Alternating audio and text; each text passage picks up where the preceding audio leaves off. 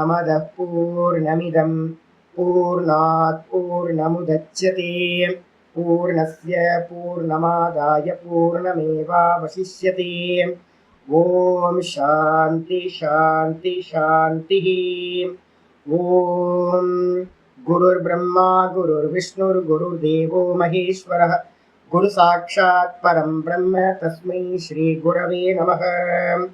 नारायणं पद्मभुवं वसिष्ठं शक्तिं च तत्पुत्र पराशरं च व्यासं सुखं गौडपदं महान्तं गोविन्द योगेन्द्रमतास्य शिष्यं श्रीशङ्कराचार्यमतास्य पद्मपादं च हस्तामलकं च शिष्यं तं त्रोटकं वार्तिककारमन्यान् अस्मद्गुरून् सन्ततमानतोऽस्मि। श्रुति स्मृतिपुराणानाम् आलयं करुणालयं नमामि भगवत्पादं शङ्करं लोकशङ्करं शङ्करं शङ्कराचार्यं केशवं बादरायणं सूत्रभाष्यकृतौ वन्दे भगवन्तौ पुनः पुनः। ईश्वरो गुरुरात्मेति मूर्तिभेदविभागिने व्योमवद्व्याप्तदेहाय दक्षिणामूर्तये नमः। सदाशिवसमारम्भां शङ्कराचार्यमध्यमाम् अस्मदाचार्यपर्यन्तां वन्दे गुरुपरम्पराम्। ॐ यो ब्रह्माणं विदधाति पूर्वं यो वै वेदांश्च प्रहिणोति तस्मै तं हदेवमात्मबुद्धिप्रकाशं मुमुक्षुर्वै शरणमहं प्रपद्ये। ॐ शान्ति शान्ति शान्तिः। ॐ असतो मा सद्गमय तमसो मा ज्योतिर्गमय मृत्योर्मामृतं गमय। ॐ शान्ति शान्ति शान्तिः। ॐ हरिः ॐ। ॐ सहना भवतु सहनौ भुनक्तु सह वीर्यं करवावहै तेजस्विनावधीतमस्तु मा विद्विषावहै। ॐ शान्ति शान्ति शान्तिः। ॐ शन्नो मित्रः शं वरुणः शन्नो भवद्वर्यमा शन्न इन्द्रो बृहस्पतिः शन्नो विष्णुरुक्रमः।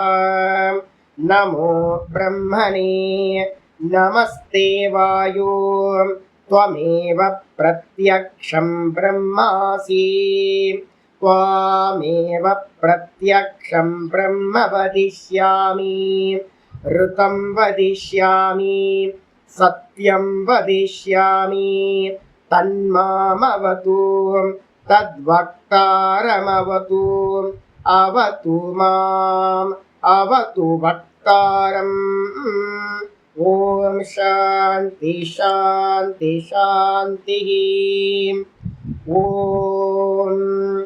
यश्छन्दसां वृषभो विश्वरूपः छन्दोऽभ्योऽद्यमृतात् सम्बभूव समेन्द्रो मेधया आस्पृणोतु अमृतस्य देवधारणो भूयासं शरीरं मे विचर्षणं जिह्वा मे मधुमत्तमा कर्णाभ्यां भूरि विश्रुवं ब्रह्मणः कोशोऽसि मेधया पिहितः श्रुतं मे गोपाय। ओम शांति शांति शांति। நமஸ்காரம். நம்ம பார்த்துக்கிட்டு இருக்கிறது தைத்திரிய உபனிஷத்துல முதலாவது வள்ளி சிக்ஷாவள்ளி பார்த்துக்கிட்டு இருக்கோம். சிக்ஷாவளியில பார்த்தீங்கன்னா ரெண்டாவது அணுவாக்கம். இந்த ரெண்டாவது அணுவாக்கத்துல பார்த்தீங்கன்னா பேரே சிக்ஷா அத்தியாயம் அப்படின்னு பேரு. சிக்ஷா இதுனா சிக்ஷா சிக்ஷா தான் பார்த்தீங்கன்னா வாஸ்தவம். சிக்ஷானா எஜுகேஷன் லேர்னிங். ஆனால் அது பார்த்தீங்கன்னா எப்படி ஆகிப்போச்சு அப்படின்னா சாந்தச பிரயோகத்தில் சி அப்படின்னு வந்து பார்த்தீங்கன்னா சின்றது சீன்னு ஆயிருக்கு, ஷீக்ஷான்னு ஆயிடுச்சு. அப்போ என்ன பயன்படுத்தலாம்னா இங்கே மட்டும் இந்த தைத்திரிய உபநிஷத்தில் மட்டும் நீங்கள் என்ன பண்ணலாம்னு கேட்டிங்கன்னா சிக்ஷான்னு சொல்லலாம், இல்லைன்னா சீக்ஷான்னு சொல்லலாம். சீக்ஷாத்தியாயம் அப்படின்னு நம்ம முதல் அத்தியாயத்துக்கு இந்த 2வது அனுவாகத்தில் முதல் சொல்லியாச்சு. மந்திரம் வந்து பார்த்தீங்கன்னா படிச்சிடுறேன், மந்திரத்தை கவனிங்க. ஓம் ஷீக்ஷாம் வியாக்யாஸ்யாமஹ வர்ணஸ்வரஹ மாத்ரா பலம் சாமசந்தானஹ யத்யுக்தஸ்யேக்ஷாத்யாயஹ. ஓம் சேக்ஷாம் வியாக்யாஸ்யாமஹ வர்ணஸ்வரஹ மாத்ரா பலம் சாமசந்தானஹ யத்யுக்தஸ்யேக்ஷாத்யாயஹ. சீக்ஷா வியாக்கியாஸ்யாமக நம்ம பாஷ்யம் ஃபுல்லாக பார்த்து முடிச்சிருக்கோம்.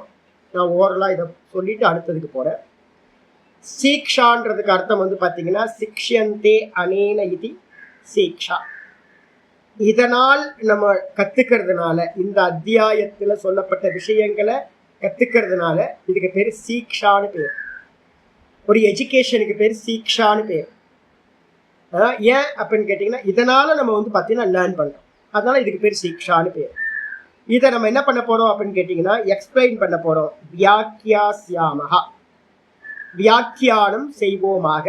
வியாக்கியானம் செய்வோம்னா என்ன அர்த்தம்? விஸ்பஷ்டம், நல்லா விஸ்பஷ்டமாக ரொம்ப தெளிவாக வந்து பார்த்தீங்கன்னா பிரகத்தனம். பிரகத்தனம்னா தெளிவாக சொல்கிறதுக்கு பேர் வியாக்கியானம் அப்படின்னு பேர். அப்போ வந்து பார்த்தீங்கன்னா இந்த வியாக்கியானத்திலேயே வந்து பார்த்தீங்கன்னா உபாக்கியானம் வியாக்கியானம்லாம் நிறைய இருக்கும். நீங்கள் கட்டோபனிஷத்தில் எடுத்துக்கிட்டீங்க அப்படின்னா என்னன்னு கேட்டிங்கன்னா இது வந்து நச்சிகேதோபாக்கியானம் அப்படின்னு இருக்கும். நச்சிகேத உபாக்கியானம், நச்சிகேதோபாக்கியானம் இருக்கும். அதே வந்து பார்த்தீங்கன்னா இன்னைக்கு காலையில் கூட வந்து பார்த்தீங்கன்னா நம்ம ஒன்று பார்த்தோம். சிவபெருமானுக்கு வந்து பார்த்தீங்கன்னா ஒரு மந்திரம் வந்து பார்த்தீங்கன்னா நம்ம பண்ணோம் சிவபெருமானுக்கானது. ஆமாம், லிங்க புராணத்தில் வந்து பார்த்தீங்கன்னா இருந்துச்சு அப்படின்னு வந்து பார்த்தீங்கன்னா ஒரு மந்திரம் பார்த்தோம். என்ன அப்படின்னு கேட்டிங்கன்னா காலக்கூட்ட உபாக்கியானே அப்படின்னு வந்து பார்த்தீங்கன்னா இன்னைக்கு காலையில் கூட பார்த்தோம். காலக்கூட்ட உபாக்கியானே லிங்க புராணத்தில் காலக்கூட்ட உபாக்கியானம்னு ஒன்று இருக்குது அப்படின்னு. இந்த உபாக்கியானம் அப்படின்னாலும் வியாக்கியானம்னாலும் ஒன்று தான். என்ன என்ன இது அப்படின்னு கேட்கும்போது ஞானபூர்வமாக இருக்கிற கதை இருந்துச்சு அப்படின்னா அதுக்கு பேர் உபாக்கியானம்னு பேர். ஞானார்த்த கதனம், ஞானார்த்தம்னா ஒரு கதை சொல்லும், அந்த கதையிலேயே வந்து பார்த்தீங்கன்னா நிறைய வந்து பார்த்தீங்கன்னா ஞானம் இருக்கும், அதுக்கு பேர் உபாக்கியானம். உபாக்கியானம்னு எடுத்துக்கணும். இப்போ வந்து பார்த்தீங்கன்னா நச்சிகேதஸ்க்கும் யமதர்மராஜாக்கும் அவன் போனான், அவங்க அப்பா இருந்தார், அவரை இதுக்கு யமலோகத்துக்கு போனான் வந்தான், நிறைய கதையாக இருக்கும். ஆக்சுவலாக கதை இல்லை அதில், அது வந்து பார்த்தீங்கன்னா பெரிய ஞானத்தையே வந்து பார்த்தீங்கன்னா வச்சுக்கிட்டு கதை சொல்லும். இதே மாதிரி புராணங்கள்லையும் இதிகாசங்கள்லையும் உபனிஷதங்கள்லையும் நிறைய கதைகளோட சேர்ந்து இருந்துச்சுன்னா அதுக்கு பேர் உபாக்கியானம் அப்படின்னு பேர். கதை, கதைனா என்ன கதை? ஞானார்த்த கதை, கதை ஞானத்தை சொல்லக்கூடிய கதைகள். அதே நேரத்தில் வந்து பார்த்தீங்கன்னா இங்கே வந்து பார்த்தீங்கன்னா என்ன சொல்லியிருக்கு அப்படின்னா வியாக்கியானம் அப்படின்னு சொல்லியிருக்கு. வியாக்கியாஸ்யாமக அப்படின்னா இங்கே கதையெல்லாம் சொல்ல போகிறதில்ல, நம்ம வெறும் ஞானத்தை வந்து பார்த்தீங்கன்னா கியா அவபோதனி அப்படின்னு அர்த்தம். நல்ல ஞானத்தை வந்து நம்ம என்ன பண்ண போகிறோம்னு கேட்டிங்கன்னா விசாரம் செய்ய போகிறோம், இங்கே நாங்கள் சொல்ல போகிறோம்னு ஸ்ருதி வந்து பார்த்தீங்கன்னா சொல்லுகின்றது. அதுக்கப்புறம் என்னெல்லாம் சொல்ல போகிறீங்க சீக்ஷான்றதுல லேர்னிங்கில் வந்து எதெல்லாம் நம்ம கற்றுக்க வேண்டியிருக்கு அப்படின்னு பார்க்கும்போது மொத்தம் 6 விஷயம் பேச போகிறோம். முதல்ல வந்து பார்த்தீங்கன்னா வர்ணஹா. வர்ணம்னா என்ன சுவாமி அப்படின்னு கேட்டிங்கன்னா வர்ணத்தில் வந்து பார்த்தீங்கன்னா 3 விதமான வர்ணங்கள் இருக்குது. ஒன்று வந்து பார்த்தீங்கன்னா ஹ்ரஸ்வம், தீர்க்கம், அதுக்கப்புறம் வந்து பார்த்தீங்கன்னா புளுத்தம் அப்படின்னு 3. இதெல்லாம் வந்து பார்த்தீங்கன்னா இதில் வந்துடுது, உங்களுக்கு மாத்திரால வந்துடும். வர்ணங்கள் அப்படின்னு எடுத்துக்கிட்டால் எழுத்துக்கள், அக்ஷரங்கள் அப்படின்னு நான் சொல்லியிருக்கேன். அக்ஷரங்களில் என்ன வந்திருக்கும்? உயிர் எழுத்துக்கள், மெய்யெழுத்துக்கள். அதுக்கு வந்து சம்ஸ்கிருதத்தில் என்ன சொல்லுவோம் அப்படின்னு கேட்டிங்கன்னா சம்ஸ்கிருதத்தில் சொல்லும் போது ஸ்வர அக்ஷராணி, உயிர் எழுத்துக்களுக்கு பேர் ஸ்வர அக்ஷராணி. அதுக்கப்புறம் வந்து பார்த்தீங்கன்னா கான்சனன்ட் மெய்யெழுத்துக்களுக்கு பேர் வந்து பார்த்தீங்க அப்படின்னா வியஞ்சன அக்ஷராணி. இந்த ரெண்டும் உயிரும் மெய்யும் சேர்ந்து உயிர்மெய் எழுத்துக்களா இருக்கும்போது சயுக்த அக்ஷராணி. அப்போ ஸ்வர அக்ஷரம், அதுக்கப்புறம் வந்து பார்த்தீங்கன்னா வியஞ்சன அக்ஷரம், அதுக்கப்புறம் வந்து பார்த்தீங்கன்னா சயுக்த அக்ஷரம் அப்படின்னு அக்ஷரங்களை நம்ம 3 வெரைட்டியா சம்ஸ்கிருதத்தில் படிப்போம். முதல்ல படிக்கிறது இதுதான். அதுக்கப்புறம் ஸ்வரம் படிக்கும் போது என்ன பண்ணுவாங்க அப்படின்னும் போது, இப்போ வேத பாடசாலையிலாம் இப்போதான் கொஞ்சம் இன்ட்ரடியூஸ் பண்ணியிருக்காங்க. வேத பாடசாலையில் வந்து பார்த்தீங்கன்னா நம்ம மாதிரி எஜுகேஷன் வந்து பார்த்தீங்கன்னா ஸ்கூலில் போய் படிக்கிற எஜுகேஷன் இல்லை. அப்போ அதனால என்ன பண்ணுவாங்கன்னு கேட்டிங்கன்னா இந்த கிரமத்தில் தான் படித்து கொடுப்பாங்க. முதல்ல சிஷ்யன் வந்தான் அப்படின்னா முதல்ல அக்ஷர அபியாசம் நடக்கும். 6 வயசு 6.5 வயசுல கொண்டு போய் விட்டாங்கன்னா 7 வயசுல கொண்டு போய் விட்டாங்கன்னா அக்ஷர அபியாசம் நடக்கும். அதுக்கப்புறம் மெதுவாக ஸ்வரத்தை சொல்லி கொடுப்பாங்க. இப்போ நம்மலாம் என்ன பண்ணுறோம், ஏபிசிடிலாம் படிக்கிறோம்ல, அது மாதிரி வந்து பார்த்தீங்கன்னா அங்கேயும் நடக்கும். ஆனால் நம்ம என்ன பண்ணுவோம், வேற பக்கம் போயிடுவோம், வேற ரூட்டுக்கு போயிடுவோம். ஆனால் வேத பாடசாலையில் வந்து பார்த்தீங்கன்னா 2வதாவே எதை சொல்லிக் கொடுப்பாங்கன்னா ஸ்வரத்தை சொல்லிக் கொடுப்பாங்க. ஸ்வரத்தை சொல்லிக் கொடுக்கும் போதே வந்து பார்த்தீங்கன்னா சொல்லுது ஸ்வரம்னா என்னெல்லாம் ஸ்வரம் இருக்கு அப்படின்னும் போது பாணினி சூத்திரம் வந்து பார்த்தீங்கன்னா சொல்லுது உச்சைர் உதாத்தா. முதல்ல வந்து பார்த்தீங்கன்னா உதாத்த ஸ்வரம். கீழே சொன்னீங்கன்னா நீச்சைர் அனுதாத்தா. பாணினியில வந்து பார்த்தீங்கன்னா 1, 2, 29 வந்து பார்த்தீங்கன்னா உச்சைர் உதாத்தம். 1, 2, 29 1வது அத்தியாயம் 2வது பாதம் 29வது சூத்திரத்துல உச்சைர் உதாத்தா. நீச்சைர் அனுதாத்தா 1, 2, 30. 1, 2, 30 வரிசையா அடுத்தடுத்த ஸ்லோகம், அடுத்த சூத்திரம். அதுக்கப்புறம் சமாஹாரஸ்வரிதா. சமாஹாரஸ்வரிதா 1, 2, 31 29, 30, 31 3 சூத்திரங்கள்ல 3 ஸ்வரத்தை வந்து பார்த்தீங்கன்னா சொல்லப்பட்டிருக்கு. அதுல வந்து பார்த்தீங்கன்னா நீச்சைர் அனுதாத்தக அப்படின்னா நீங்க எங்கெல்லாம் ஸ்வரத்தை கீழ் ஸ்தாயிக்கு சொல்றீங்களோ, கீழ் ஸ்தாயி நம்ம சொல்லுவோம், கீழே சொல்றீங்களோ அப்ப வந்து பார்த்தீங்கன்னா அதுக்கு பேர் சாம சந்தானஹ. சாம சந்தானஹ சாம சந்தானஹ. வியாக்கியாஸ்யா வியாக்கியா ஸ்யாமஹ ஸ்யாமஹ ஸ்யாமஹ. வர்ண வர்ண ஸ்வரஹ மாத்ரா த்ரா த்ரா பலம். இப்ப எங்கெல்லாம் வந்து பாத்தீங்கன்னா கீழே இறக்கி சொல்றோம் அதுக்கு பேரு நீச்சைர் அனுதாத்தகன்னு பேர். அந்த கீழே இருக்கிற ஸ்வரத்தை காட்டிலும் மேல இருக்கிறதுனால உதாத்த ஸ்வரம்ன்றதுல வந்து பாத்தீங்கன்னா எந்த சிம்பலும் இருக்காது. அதுக்கு பேர் உதாத்த ஸ்வரம் அப்படின்னு பேர். உச்சைர் உதாத்தா. உச்சைர் உதாத்தம்னு நீங்க எடுத்தோன்னு உடனே மேல எடுக்கக்கூடாது, அது கம்பேரிட்டிவ்ல வந்திருக்கு. நீச்சைர் அனுதாத்தக, அந்த நீச்சைன்னு கீழே இருக்கிற சுரத்தை உச்சமா சொன்னீங்கன்னா நார்மல் சொல்லுவீங்கன்னு அர்த்தம். கீழைக்கு மேல அப்படின்னு சொன்ன என்ன அர்த்தம், கீழே மேல நம்ம சொல்றோம்னு வச்சுங்க. கீழே போப்பா அப்படின்னா என்ன அர்த்தம், கீழே சுரத்துக்கு போ அப்படின்னு. மேலே வாப்பா அப்படின்னா ஒருத்தர் கிரவுண்ட் ஃப்ளோர்ல இருக்காரு, கிரவுண்ட் ஃப்ளோர்ல இருந்துகிட்டு ஒருத்தர் சொல்றாரு கீழே போயிட்டு வாப்பா, கீழே போய் அந்த திங்ஸ் எடுத்துட்டு வாரு அப்படின்ற. கீழே போய் அந்த திங்ஸ் எடுத்துட்டு வாருன்னா நீங்க என்ன எடுப்பீங்க, போய் கிரவுண்ட் ஃப்ளோருக்கு கீழே பேஸ்ல ஏதாவது ஒரு ஃப்ளோர் இருக்கும், அந்த பேஸ்ல இருக்க ஃப்ளோர்ல போய் ஏதாவது எடுத்துட்டு வர, பூமிக்கு கீழே இருக்கிறது. அதுக்கப்புறம் கீழே இருக்கிறவர் சொல்றாரு மேலே போ அப்படின்ற. மேலே போனா நீங்க எதை எடுக்கணும், ஃபர்ஸ்ட் ஃப்ளோர் எடுப்பீங்களா இல்லை செகண்ட் கிரவுண்ட் ஃப்ளோர் எடுப்பீங்களா, ஃபர்ஸ்ட் ஃப்ளோர் எடுப்பீங்களா? கிரவுண்ட் ஃப்ளோர் தானே எடுக்கணும். ஏன்னா எங்க இருந்து சொல்றாரு, பேஸ்மெண்ட்ல இருந்து பேசுறேன். ஃபர்ஸ்ட் இந்த கிரவுண்ட் ஃப்ளோருக்கு கீழே இருந்து ஒருத்தர் சொல்றார் என்னன்னா நீ மேலே போ அப்படின்ற. மேலே போன்றதுக்கு அர்த்தம் வந்து பார்த்தீங்கன்னா ஃபர்ஸ்ட் ஃப்ளோர், இந்த கிரவுண்ட் ஃப்ளோருக்கு வர்றது தான் மேலையோடைய. நீங்க உடனே வந்து ஃபர்ஸ்ட் ஃப்ளோருக்கோ செகண்ட் ஃப்ளோருக்கோ போகக்கூடாது. அப்போ அதே மாதிரி வந்து பார்த்தீங்கன்னா இந்த கன்ஃபியூஸ் வந்து பார்த்தீங்கன்னா ஏன் இதை நான் சொல்றேன் அப்படின்னா, எனக்கு இதே ப்ராப்ளம் நான் வந்து பார்த்தீங்கன்னா பாணினியோட அஷ்டாத்தியாயி படிக்கும்போது எனக்கு இந்த ப்ராப்ளம் வந்துச்சு. என்னடா இது உச்சைர் உதாத்தம்னு சொல்லியிருக்கு. உதாத்தம்னா மேலே ஒரு கோடு போட்டிருக்கோம்ல, மேலே ஒரு கோடு சிங்கிள் கோடு போட்டிருக்கோம்ல மேலே, அதுதானே உதாத்தமா வரணும். நீச்சைர் அனுதாத்தம்னா கீழே கோடு போட்டிருந்தா அனுதாத்தம், உச்சைர் உதாத்தம்னா மேலே கோடு போட்டிருந்தா தானே உதாத்தம் வரணும் அப்படின்னு நமக்கு வந்து பார்த்தீங்கன்னா ஒரு கேள்வி வரும்.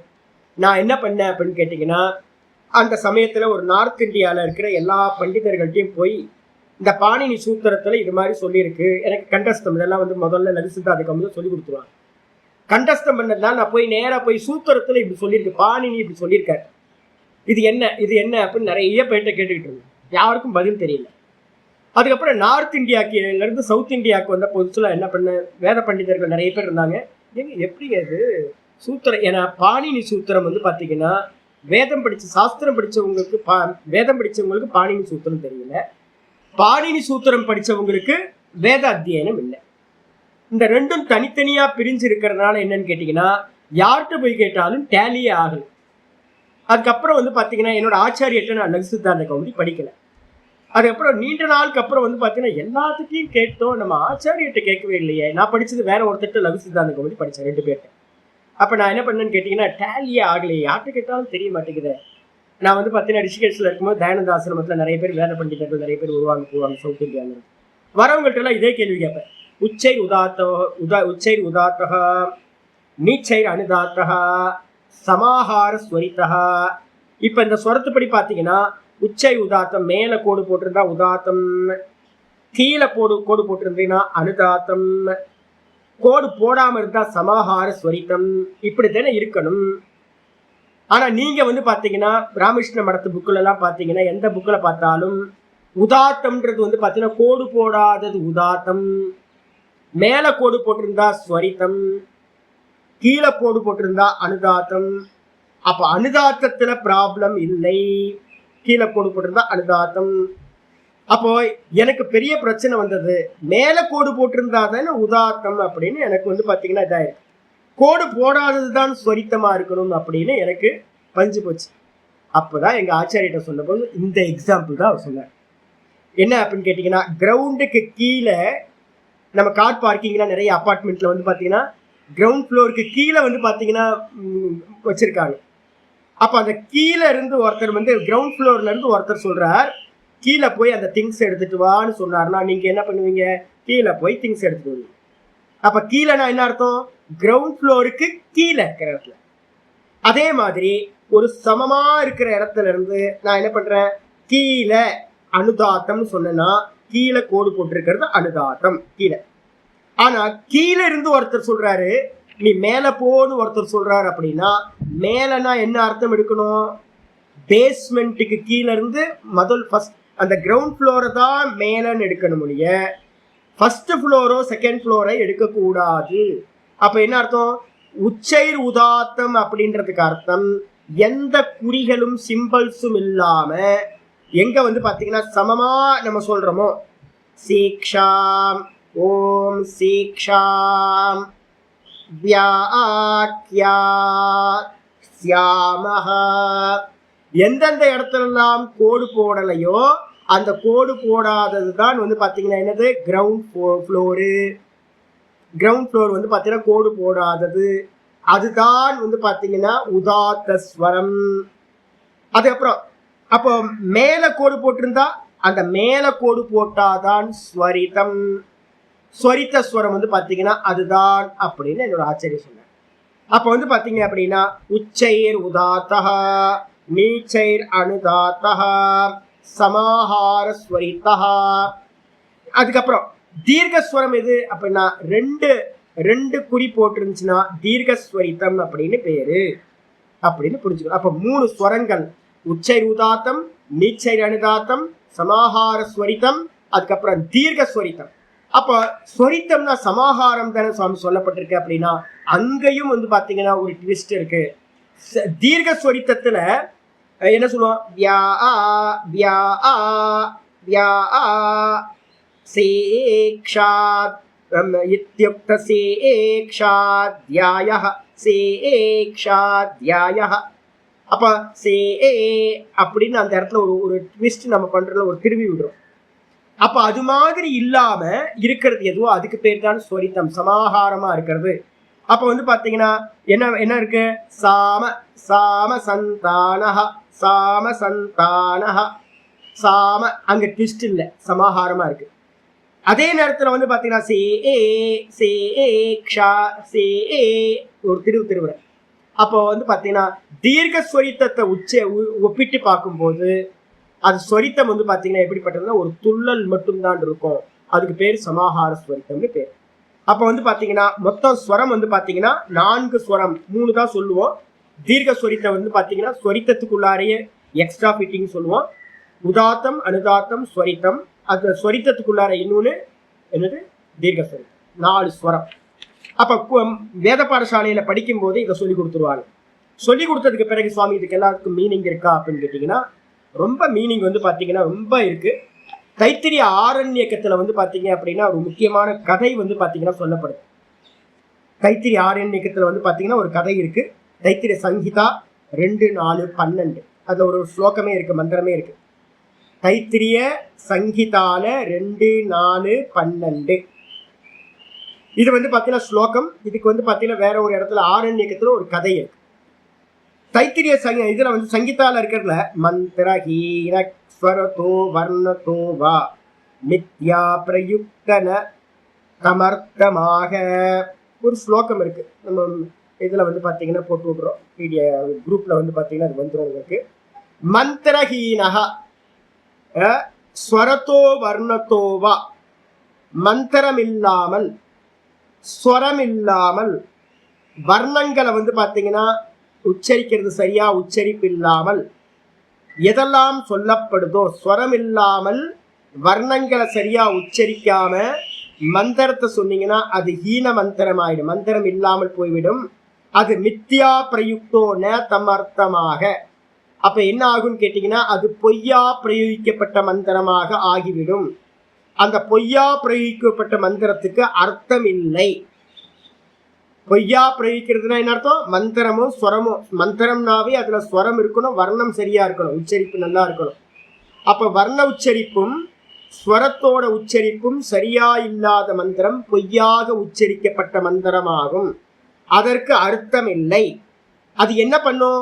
ச வாக்வஜ்ரோ, அந்த மந்திரம் வந்து பாத்தீங்கன்னா அர்த்தம் இல்லாதது மட்டுமல்ல, அது வந்து பாத்தீங்கன்னா அந்த சப்தம் அந்த மந்திரமானது வஜ்ரமா மாறிவிடும், வஜ்ராயுதமா மாறிவிடும், வாக்கு வஜ்ரமாக ஆகி எஜமானம் ஹினஸ்தி, எஜமானனை கொன்றுவிடும். அப்போ வந்து பாத்தீங்கன்னா உச்சரிப்பு வந்து பாத்தீங்கன்னா முதல்லயே சொல்லி கொடுக்கிற போது உச்சரிப்பு சரியா சொல்லு, கிரஸ்வத்தை கிரஸ்வமா சொல்லு, தீர்க்கத்தை தீர்க்கமா சொல்லு, குறியில குறிலா சொல்லு, நெடில நெடிலா சொல்லு, புளுத்தத்தை புளுத்தமா சொல்லு, அதே மாதிரி வந்து பாத்தீங்கன்னா அக்ஷரங்களை கரெக்டா சொல்லு அப்படின்னு எல்லாம் இந்த 6 விஷயங்களையும் பார்த்து பார்த்து பார்த்து சொல்லுவாங்க. அதுக்கு அடுத்து ஸ்வரம் இல்லாம சொல்லக்கூடாது மந்திரம் அப்படின்னு. அப்ப வந்து பாத்தீங்கன்னா இது இல்லாம போச்சு அப்படின்னா அந்த வாக்கானது வஜ்ரமாக மாதிரி என்னாரும் வஜ்ரமா மாறி அந்த எஜமானனை பிரயோகம் பண்றவனை கொன்றுவிடும். யதேந்திர சத்ருஹு ஸ்வரத்தோ அபராதாத். எப்படி அப்படின்னு கேட்டீங்கன்னா ஒரு எக்ஸாம்பிள் சொல்லுது. எந்த விதமாக இந்திரனுடைய சத்ரு கொல்லப்பட்டானோ அது போல அபராதத்தினால, அபராதம்னா கவனக்குறைவுன்னு அர்த்தம், தவறுன்னு அர்த்தம். ஒரு தவறுனால வந்து பாத்தீங்கன்னா என்ன ஆச்சு அப்படின்னா இந்திரன் வந்து பாத்தீங்கன்னா ஒரு கொலை பண்ணிட்டு போயிட்டான். என்ன கதை சுவாமி அப்படின்னு கேட்கும்போது ஒரு தைத்திரியத்துல வந்து பாத்தீங்கன்னா தைத்திரிய சங்கீதாயா, ஆமா தைத்திரிய சங்கீதால வந்து பாத்தீங்கன்னா த்விதீய காண்ட பஞ்சம பிரபாட்டே, தைத்திரிய சங்கீதால த்விதீய காண்டத்துல 5வது பிரபாட்டம் 2:5 வந்து பாத்தீங்கன்னா பிரபாட்டக்கே உக்தம் விஸ்வரூபாக்கிய தொஷ்டுகு. விஸ்வரூபாக்கியக அப்படின்னா தொஷ்டுன்னு ஒருத்தர் இருந்தார். அந்த தொஷ்டுன்ற ஆள் எப்படின்னா தொஷ்டுகு புத்திரக கிஞ்சித் காலம் தேவானாம் புரோஹிதக ஆசீத்து. இந்த தொஷ்டான்னு சொல்லுவாங்க, தொஷ்டுல தொஷ்டா, தொஷ்டுன்னு பேரு. அதை பிரயோகிக்கும் போது தொஷ்டான்னு சொல்லணும். தொஷ்டான்னு ஒருத்தர் இருந்தார். அவர் கொஞ்ச காலம் என்ன பண்ணாரு அப்படின்னு கேட்டீங்கன்னா தேவானாம் புரோஹிதகா ஆசீத், தேவர்களுடைய புரோஹிதரா வந்து பாத்தீங்கன்னா அந்த தொஷ்டா இருந்தார். சச்ச அசுர ஸ்திரியாம் ஜாத்தவான். அவர் வந்து பாத்தீங்கன்னா யாருக்கு பிறந்தவர் அப்படின்னா அந்த தொஷ்டா வந்து பாத்தீங்கன்னா ஒரு அசுர ஸ்திரீக்கு வந்து பாத்தீங்கன்னா அசுர குலத்துல இருக்கிற ஸ்திரீக்கு பிறந்தவர். அதனால வந்து பாத்தீங்கன்னா என்னாச்சு, அசுர பக்ஷபாதி. அவர் எப்பவுமே என்ன பண்ணுவாருன்னா அம்மா வந்து பாத்தீங்கன்னா அசுர ஜாதி. அப்ப எப்பவுமே ஒரு சாஃப்ட் கார்னர் எங்க இருக்கும், அம்மா பக்கமே இருந்துட்டு இருக்கும். ராகுல் காந்திக்கு வந்து பாத்தீங்கன்னா சோனியா காந்திட்ட இருக்கிற மாதிரி எப்பவுமே வந்து பாத்தீங்க அப்படின்னா இத்தாலி பக்கமே தான் வந்து பாத்தீங்கன்னா வெஸ்டர்ன் கண்ட்ரிஸ்க்காகவே பேசுற தன்மை ராகுல் காந்திட்ட இருக்கும். ஏன் அப்படின்னு கேட்டீங்கன்னா அம்மாவோட இது. அப்ப அசுர ஜாதிக்கே வந்து பாத்தீங்கன்னா என்ன பண்ற, அவங்க பட்சத்தை பாதுகாக்கிறதே இந்த தொஷ்டா வந்து பாத்தீங்கன்னா பண்ணிக்கிட்டு இருந்த. அதை பண்ணிட்டு இருக்கும் போது அசுரபக்ஷபாதி சன்னு சர்வ சர்வ வேத சந்நிதவ் சர்வ தேவ சந்நிதவ் சர்வ தேவ சந்நிதவ் தேவானாம் ஏவ ஹவிர் தாத்தவ்யமிதி. அப்போ வந்து பாத்தீங்கன்னா சர்வ தேவானாம் ஏவ ஹவிர் தாத்தவ்யமிதி வதன் அபி. எல்லா ஹவிஸும் வந்து பாத்தீங்கன்னா யாருக்கு கொடுக்கணும் அப்படின்னா தேவர்களுக்கு தான் ஹவிஸ் அன்னம் கொடுக்கணும், சுவாகா. அப்படி இருந்தாலும் கூட அப்படி வதன் அப்பி பரோக்ஷம் ரகசிய அசுரேபியோ ஹவிர் தாத்தவ்யம் அவோச்சத்து. ஆனா அவர் என்ன பண்ணிட்டு இருந்தார் தெரியுங்களா, ஒரு பக்கம் வந்து பாத்தீங்கன்னா தேவர்களுக்கு தான் கொடுக்கணும்னு சொல்லிக்கிட்டு இருப்பாரு. ஆனா இங்க இருந்து கொஞ்சம் தள்ளி போனார் அப்படின்னா என்ன பண்ணுவாரு, இவனுக்கெல்லாம் தேவர்களுக்கெல்லாம் கொடுக்கணும்னு சொல்றானுங்க, அப்படிலாம் இல்லை, அசுரர்களுக்கு கூட என்ன பண்ணணும்னு கேட்டீங்கன்னா ஹவிர் தானம் கொடுக்க வேண்டும் அப்படின்னு. ஏன் கொடுத்துட்டு போட்டுமே சாமி, ஏன் அசுரர்களுக்கு ஏன் ஹவிஸ் தானம் கொடுக்க கூடாது அப்படின்னு கேட்டீங்கன்னா பெரிய ப்ராப்ளம் என்னன்னு கேட்டீங்கன்னா நம்ம லௌகிகத்திலே சொல்லுவோம், கெட்ட மனிதர்களுக்கு நீங்க பண்ற ஹெல்ப் என்ன ஆயிடும்னா அவனை இன்னும் அதிகமா கெட்டது பண்ணுவாங்க, முக்கியமானது. அதனால என்ன பண்ணணும்னு கேட்டீங்கன்னா ஒருத்தன் கெட்டவனா இருக்கான் அப்படின்னா அவனை என்கரேஜ் பண்ணாம என்ன பண்ணணும், உதாசீனப்படுத்திட்டு போறதுதான் உபாயம். அப்ப வந்து பாத்தீங்கன்னா நீங்க வந்து பாத்தீங்கன்னா ஹவிஸ்தானம் இங்க இருந்து அசுரர்களுக்கு எங்கேயாவது வேதங்கள்ல கொடுக்கப்பட்டிருக்கா? எங்கேயாவது இங்க அசுரர்களுக்கு யாராவது ஹோமத்துல வந்து ஆகுதி கொடுக்குறாங்களான்னு கொடுக்க மாட்டாங்க.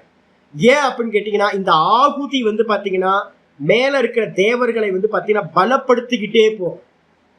அசுரர்களுக்கு கொடுத்து நீங்க பலப்படுத்தினீங்கன்னா அவன் என்ன பண்ணுவான், அயோக்கியத்தனம் தான் பண்ணிக்கிட்டு இருப்பான். ஆனா இந்த தொஷ்டா என்ன பண்ணாரு அப்படின்னு கேட்டீங்கன்னா சாஸ்திரங்கள் எல்லாம் தேவதைகளுக்கு தான் அவிசன்னம் கொடுக்கணும்னு சொல்லும் போது இவர் வெளியில போய் என்ன பண்ணாருன்னா இல்ல அசுரர்களுக்கும் வந்து பாத்தீங்கன்னா தாத்தவ்யமிதி அவோச்சத். இவர் என்ன பண்ணார், அசுரர்களுக்கும் கொடுக்க வேண்டும் என்று வந்து பாத்தீங்கன்னா சொல்லிக்கிட்டு இருந்தார். இதம் ச இந்திரக ஞாத்வா.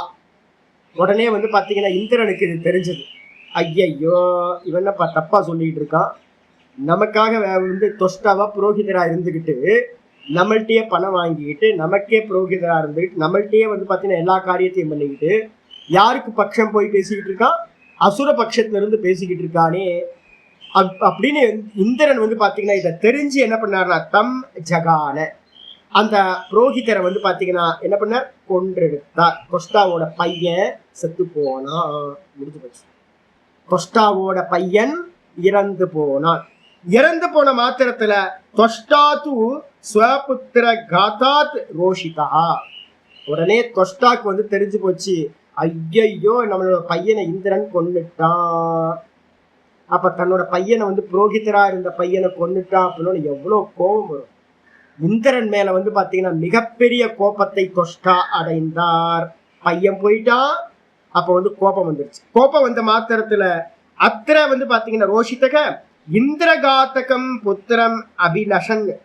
உடனே வந்து பாத்தீங்கன்னா எனக்கு திரும்ப ஒரு புத்திரன் வேணும் அப்படின்னு தொஷ்டா ஆசைப்பட்ட. ஒரு பையன் போயிட்டான், எனக்கு திரும்பவும் புத்திரன் வேண்டும் என்று. எப்படிப்பட்ட புத்திரன், இந்திரனை கொல்லக்கூடிய புத்திரன் எனக்கு வேண்டும் என்று ஆசை கொண்டான் தொஷ்டா. அப்படி ஆசைப்பட்டு வந்து பாத்தீங்கன்னா யஜ்யம் காராயாமாச ஒரு யஜ்யத்தை வந்து பாத்தீங்கன்னா பண்ண ஆரம்பிச்சார். தொஷ்டா வந்து பாத்தீங்கன்னா யஜ்யத்தை பண்ண ஆரம்பிச்சார். நிறைய பிரீஸ்ட், வைத்திய பிரீஸ்ட் எல்லாம் கூப்பிட்டு எல்லாம் பொலிவிட்டு பணம் கொடுத்தா எல்லாம் வந்துருவாங்க. அப்ப வந்து பாத்தீங்க அப்ப நான் பணத்தை கொடுத்து வாங்கப்பா உனக்கு நிறைய சன்மானம் கொடுக்குறேன் அப்படின்னு கூப்பிட்டு வந்து பாத்தீங்கன்னா யஜ்யத்தெல்லாம் ஆரம்பிச்சாச்சு. அந்த யஜ்யத்தோட பர்பஸ் என்ன அப்படின்னு கேட்டீங்கன்னா வாஸ்தவத்துல பர்பஸ் வந்து பாத்தீங்கன்னா இந்திரனை கொல்லக்கூடிய மகன் வேண்டும். இதுதான் வந்து பாத்தீங்கன்னா அந்த யாகத்தோட மெயின் பர்பஸ். அந்த யாகத்திலிருந்து ஒரு புருஷன் உண்டாவான். பலசுருப்பம் முடியும் போது பூர்ணாகுதி முடிச்சோட அந்த யஜ்யத்திலிருந்து வந்து வானத்துக்கும் பூமிக்கும் ஒரு பையன் வரணும். அந்த பையன் வந்து பாத்தீங்கன்னா என்ன பண்ணணும், இந்திரனை கொல்லக்கூடியவனா இருக்கணும், போய் இந்திரனை சாகடிக்கணும். இதுதான் வந்து பாத்தீங்கன்னா இது. அதை ஒரே ஒரு முறை தான் அந்த யாகத்தை பண்ண முடியும். அப்ப ஒரே ஒரு முறை தான் பண்ண முடியும் அப்படின்னும் போது சரியா எல்லாம் பிளான் பண்ணி தொஷ்டா வந்து அசுர ஜாதி அவர் என்ன பண்றாரு, நல்லா பிளான் பண்ணி பக்கவா புரோகிதர்கள் அமைச்சு எல்லாம் பண்ணிக்கிட்டு இருக்காரு. எல்லாம் பண்ணி முடியும் போது வந்து பாத்தீங்கன்னா இந்த தொஷ்டா சொல்ல வேண்டிய மந்திரம் ஒரு மந்திரம் இருந்துச்சு. தொஷ்டா வந்து எஜமானர், அந்த எஜமானர் வந்து பாத்தீங்கன்னா சில மந்திரங்கள் புரோகிதர்கள் சொல்ல வேண்டியதெல்லாம் பண்ணி முடிச்சிருவாங்க. அந்த எஜமானர் சொல்லி ஒரு ஆகுதி கொடுக்க வேண்டும் இந்த அக்னியில. அந்த டைம் வரும்போது என்ன பண்றாங்க அப்படின்னு கேட்டீங்கன்னா சொல்லி கொடுக்குறாங்க. புரோகிதர்கள்லாம் சேர்ந்து அந்த மந்திரத்தை சொல்லி கொடுக்குறாங்க. சொல்லி கொடுக்கும் போது என்ன ஆச்சு அப்படின்னு கேட்டீங்கன்னா இவருக்கு அந்த மந்திரம் வந்து பாத்தீங்கன்னா வரல. இப்ப நீங்க பாத்தீங்கன்னா மேரேஜ்ல எல்லாம் வந்து பாத்தீங்கன்னா எல்லா மேரேஜ்லயும் பாருங்க, வாத்தியார் ஒண்ணு சொல்லிக்கிட்டு இருப்பாரு, இவங்க வந்து பாத்தீங்கன்னா வேற ஒண்ணு சொல்லிட்டு இருப்பாங்க. வாத்தியார் சொல்றதுக்கும் இவங்களுக்கும் சம்மந்தமே இருக்காது. நான் எல்லா இடத்தையும் பார்த்திருக்கேன். சன்னியாசம் பண்ணும்போது அப்படிதான். சாமி வந்து பாத்தீங்கன்னா ஒரு சங்கல்பம் ஒண்ணு பண்ணிட்டு இருப்பாரு. அதை இவர் சொல்ல சொல்ல சன்னியாசிகள் புதுசா சன்னியாசம் இருக்கிறவங்க வேற எதுவும் சொல்லிட்டு இருப்பாங்க, வாயிலையும் நுழையாது. நீங்க இதெல்லாம் பாத்தீங்கன்னா தெரியும் உங்களுக்கு. இந்த கும்பமேளா இருக்கும் போதெல்லாம் வந்து பாத்தீங்கன்னா நிறைய சன்னியாசங்கள் கொடுப்பாங்க.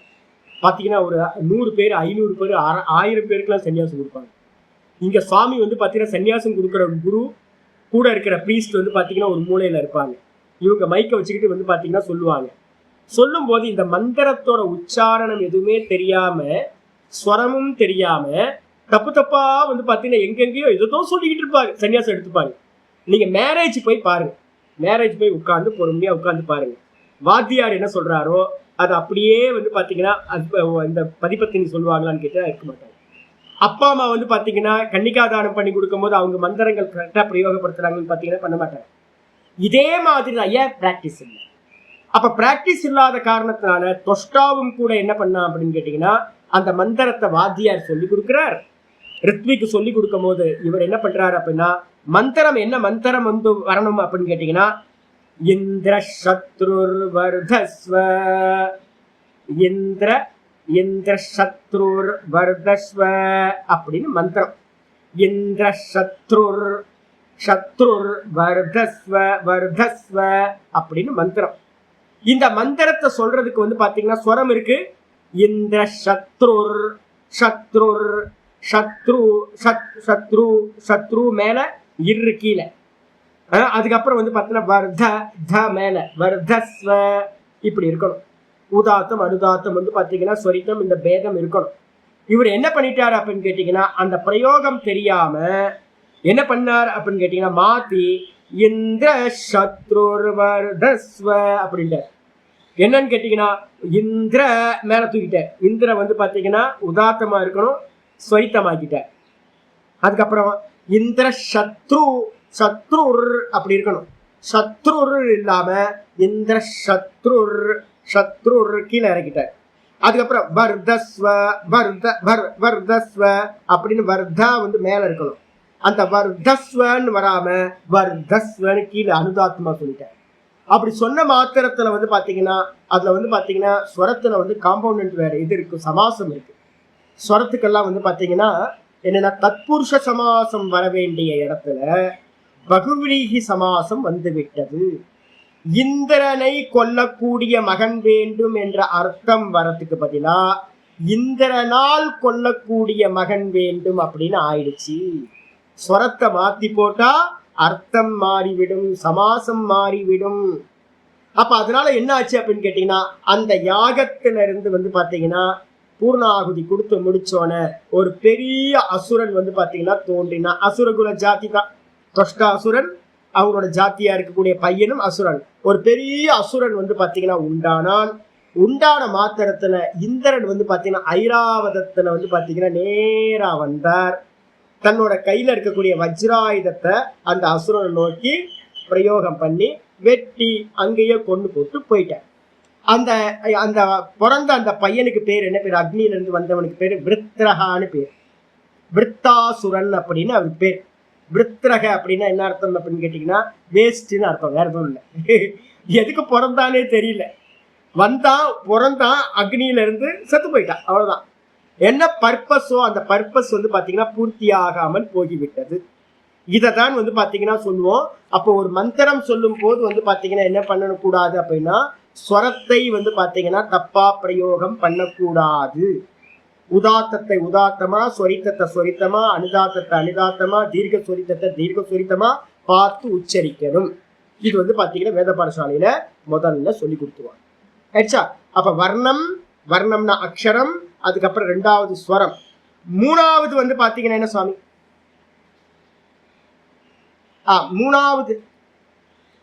மூணாவது வந்து பாத்தீங்கன்னா மாத்ரா அப்படின்னு வருது. மாத்திரைகள் அப்படின்னா என்ன அர்த்தம்னா 3 விதமான மாத்திரைகள் இருக்கு. மாத்திரானா என்ன அர்த்தம்னு கேட்டீங்கன்னா கால அளவு.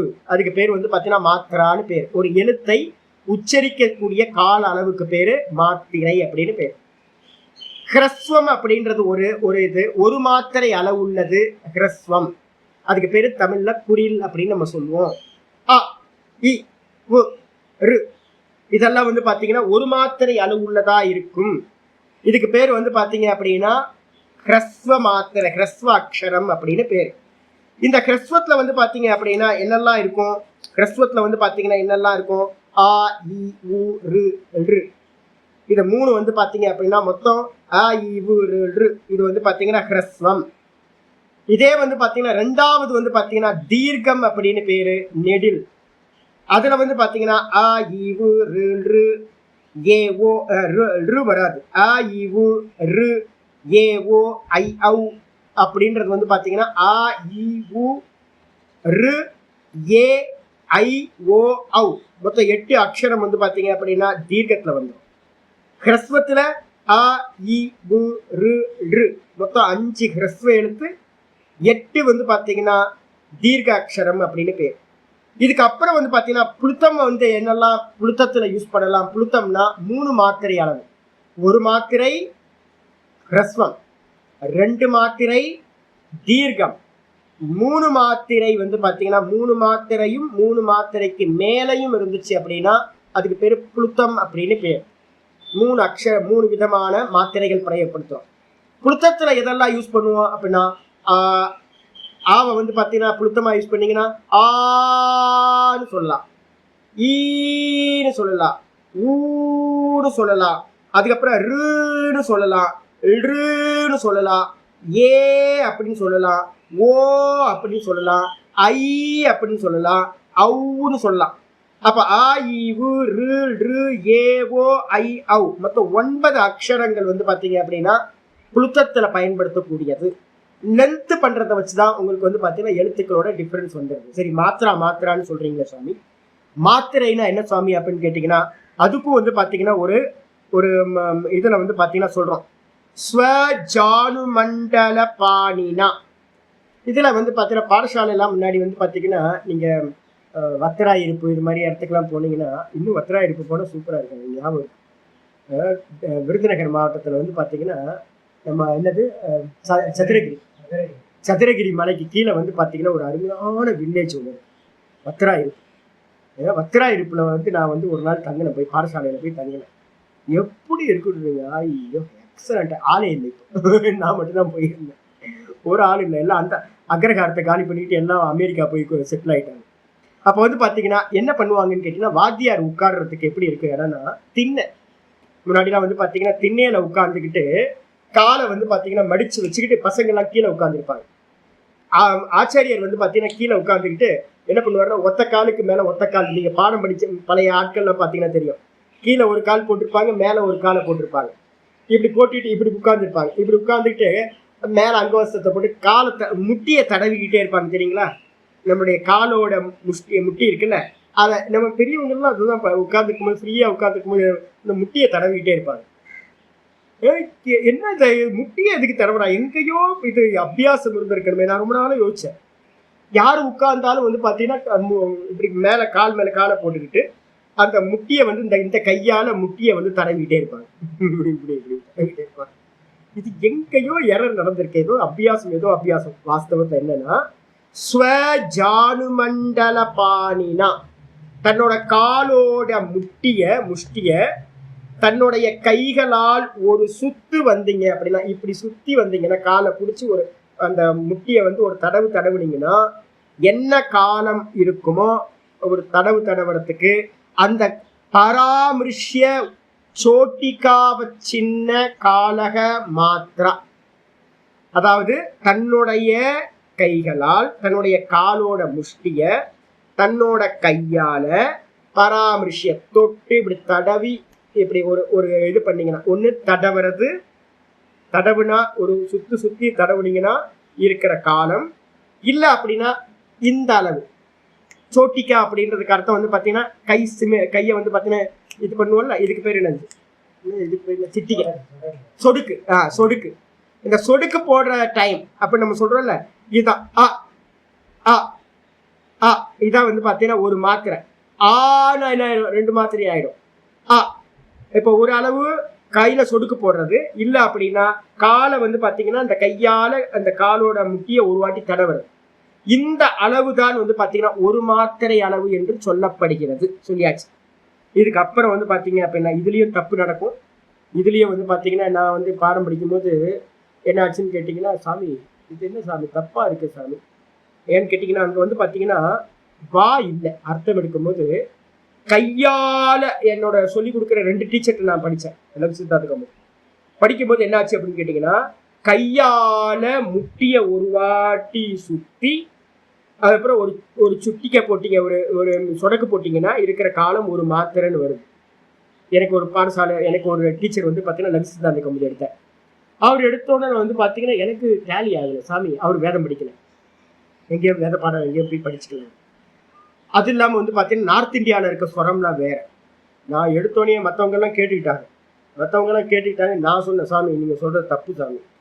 ஏங்க அப்படின்னா, நீங்கள் காலை சுற்றி கையை கொண்டுட்டு போயிட்டு ஒரு சொடக்கு போட்டிங்கன்னா எவ்வளோ டைம் எடுக்கும்? 2 மாத்திரை ஆயிடுமா? ஒரு காலை தொட்டு தடவறதுக்கே, ஒரு முட்டியை சுற்றி தடவறதுக்கு ஒரு மாத்திரை ஆகும். அதுக்கப்புறம் கையை ஒரு சொடக்கு போடுறதுக்கு ஒரு மாத்திரை ஆகிடும். சாமி இது ஒரு மாத்திரை இல்லை, நீங்கள் சொல்கிற 2 மாத்திரை, அதை பிரிக்கணும் அப்படின்னு. அதுக்கப்புறம் வந்து பார்த்தீங்கன்னா யாருக்கும் தெரியவே இல்லை, என்னடா அது இது தப்பாகுது மாத்திரை அப்படின்னு. அப்புறம் எங்கள் ஆசிரியர் தான் கிளியர் பண்ணார்.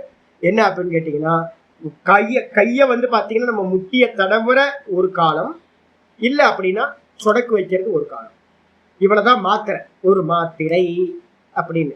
அப்போ இவ்வளவுதான் இ உ ரு இவ்வளவுதான் வந்து பாத்தீங்கன்னா ஒரு மாத்திரை. இ உ ரு இவ்வளவுதான் ஒரு மாத்திரை. அதே நேரத்துல வந்து பாத்தீங்கன்னா தீர்க்கம் சொல்லும் போது 2 மாத்திரை சொல்லணும். ஆ இ உ ரு ரு அப்படின்னு வந்து பாத்தீங்கன்னா ஏ ஐ வந்து பாத்தீங்கன்னா ஓ ஔ இதுக்கெல்லாம் வந்து பார்த்தீங்கன்னா 2 சுட்டிகை சொடக்கு போடுற அளவுக்கு இருந்தார். இதே வந்து பார்த்தீங்கன்னா தீர்க்கம் சொல்லும்போது வந்து பார்த்தீங்கன்னா புளுத்தமே இன்னும் தீர்க்கமாக சொன்னீங்கன்னா ஆ ஈ ஊ ரு ரு ஏ ஓ ஐ ஔ அப்படின்னு இதுக்கெல்லாம் பேர் வந்து பார்த்தீங்கன்னா புளுத்தம் அப்படின்னு பேர். இதில் வந்து பார்த்தீங்க அப்படின்னா ஒரு சூத்திரம் இருக்குது பாணினியோட 1-2-27 பாணினி சூத்திரத்தில் ஊகாலோ ஜ்ரஸ்வ தீர்க்க புளுதா அப்படின்னு ஒரு சூத்திரம் இருக்குது. ஊகாலோ அப்படின்னா என்ன அர்த்தம் அப்படின்னா, ஒரு பட்சி வந்து காலையில் வந்து பார்த்தீங்கன்னா இந்த குக்குட்டகா அப்படின்ற இந்த கோழி இருக்குல்ல, சேவல் வந்து பார்த்தீங்கன்னா ஆரம்பிக்கும் தெரியுங்களா? எப்படி ஆரம்பிக்கும்? சேவல் வந்து பார்த்தீங்கன்னா கூவம்னு காலையில் எழுந்திரிச்சு எப்படி கூவும்? அப்படின்னு அப்படி கத்தும் போது வந்து பாத்தீங்கன்னா அப்படிதானே கத்தும். ஆரம்பிக்கும் போது கத்தும் அப்படியே. அதுதான் வந்து பாத்தீங்கன்னா அங்க எக்ஸாம்பிள் சொல்லுது. ஊகாலோ ஜ்ரஸ்வ தீர்க்க புளுதா, அந்த கோழி கத்துற நேரம் இருக்கு பாத்தீங்களா? எடுத்தோன்னே வந்து அப்படிலாம் கத்தாது.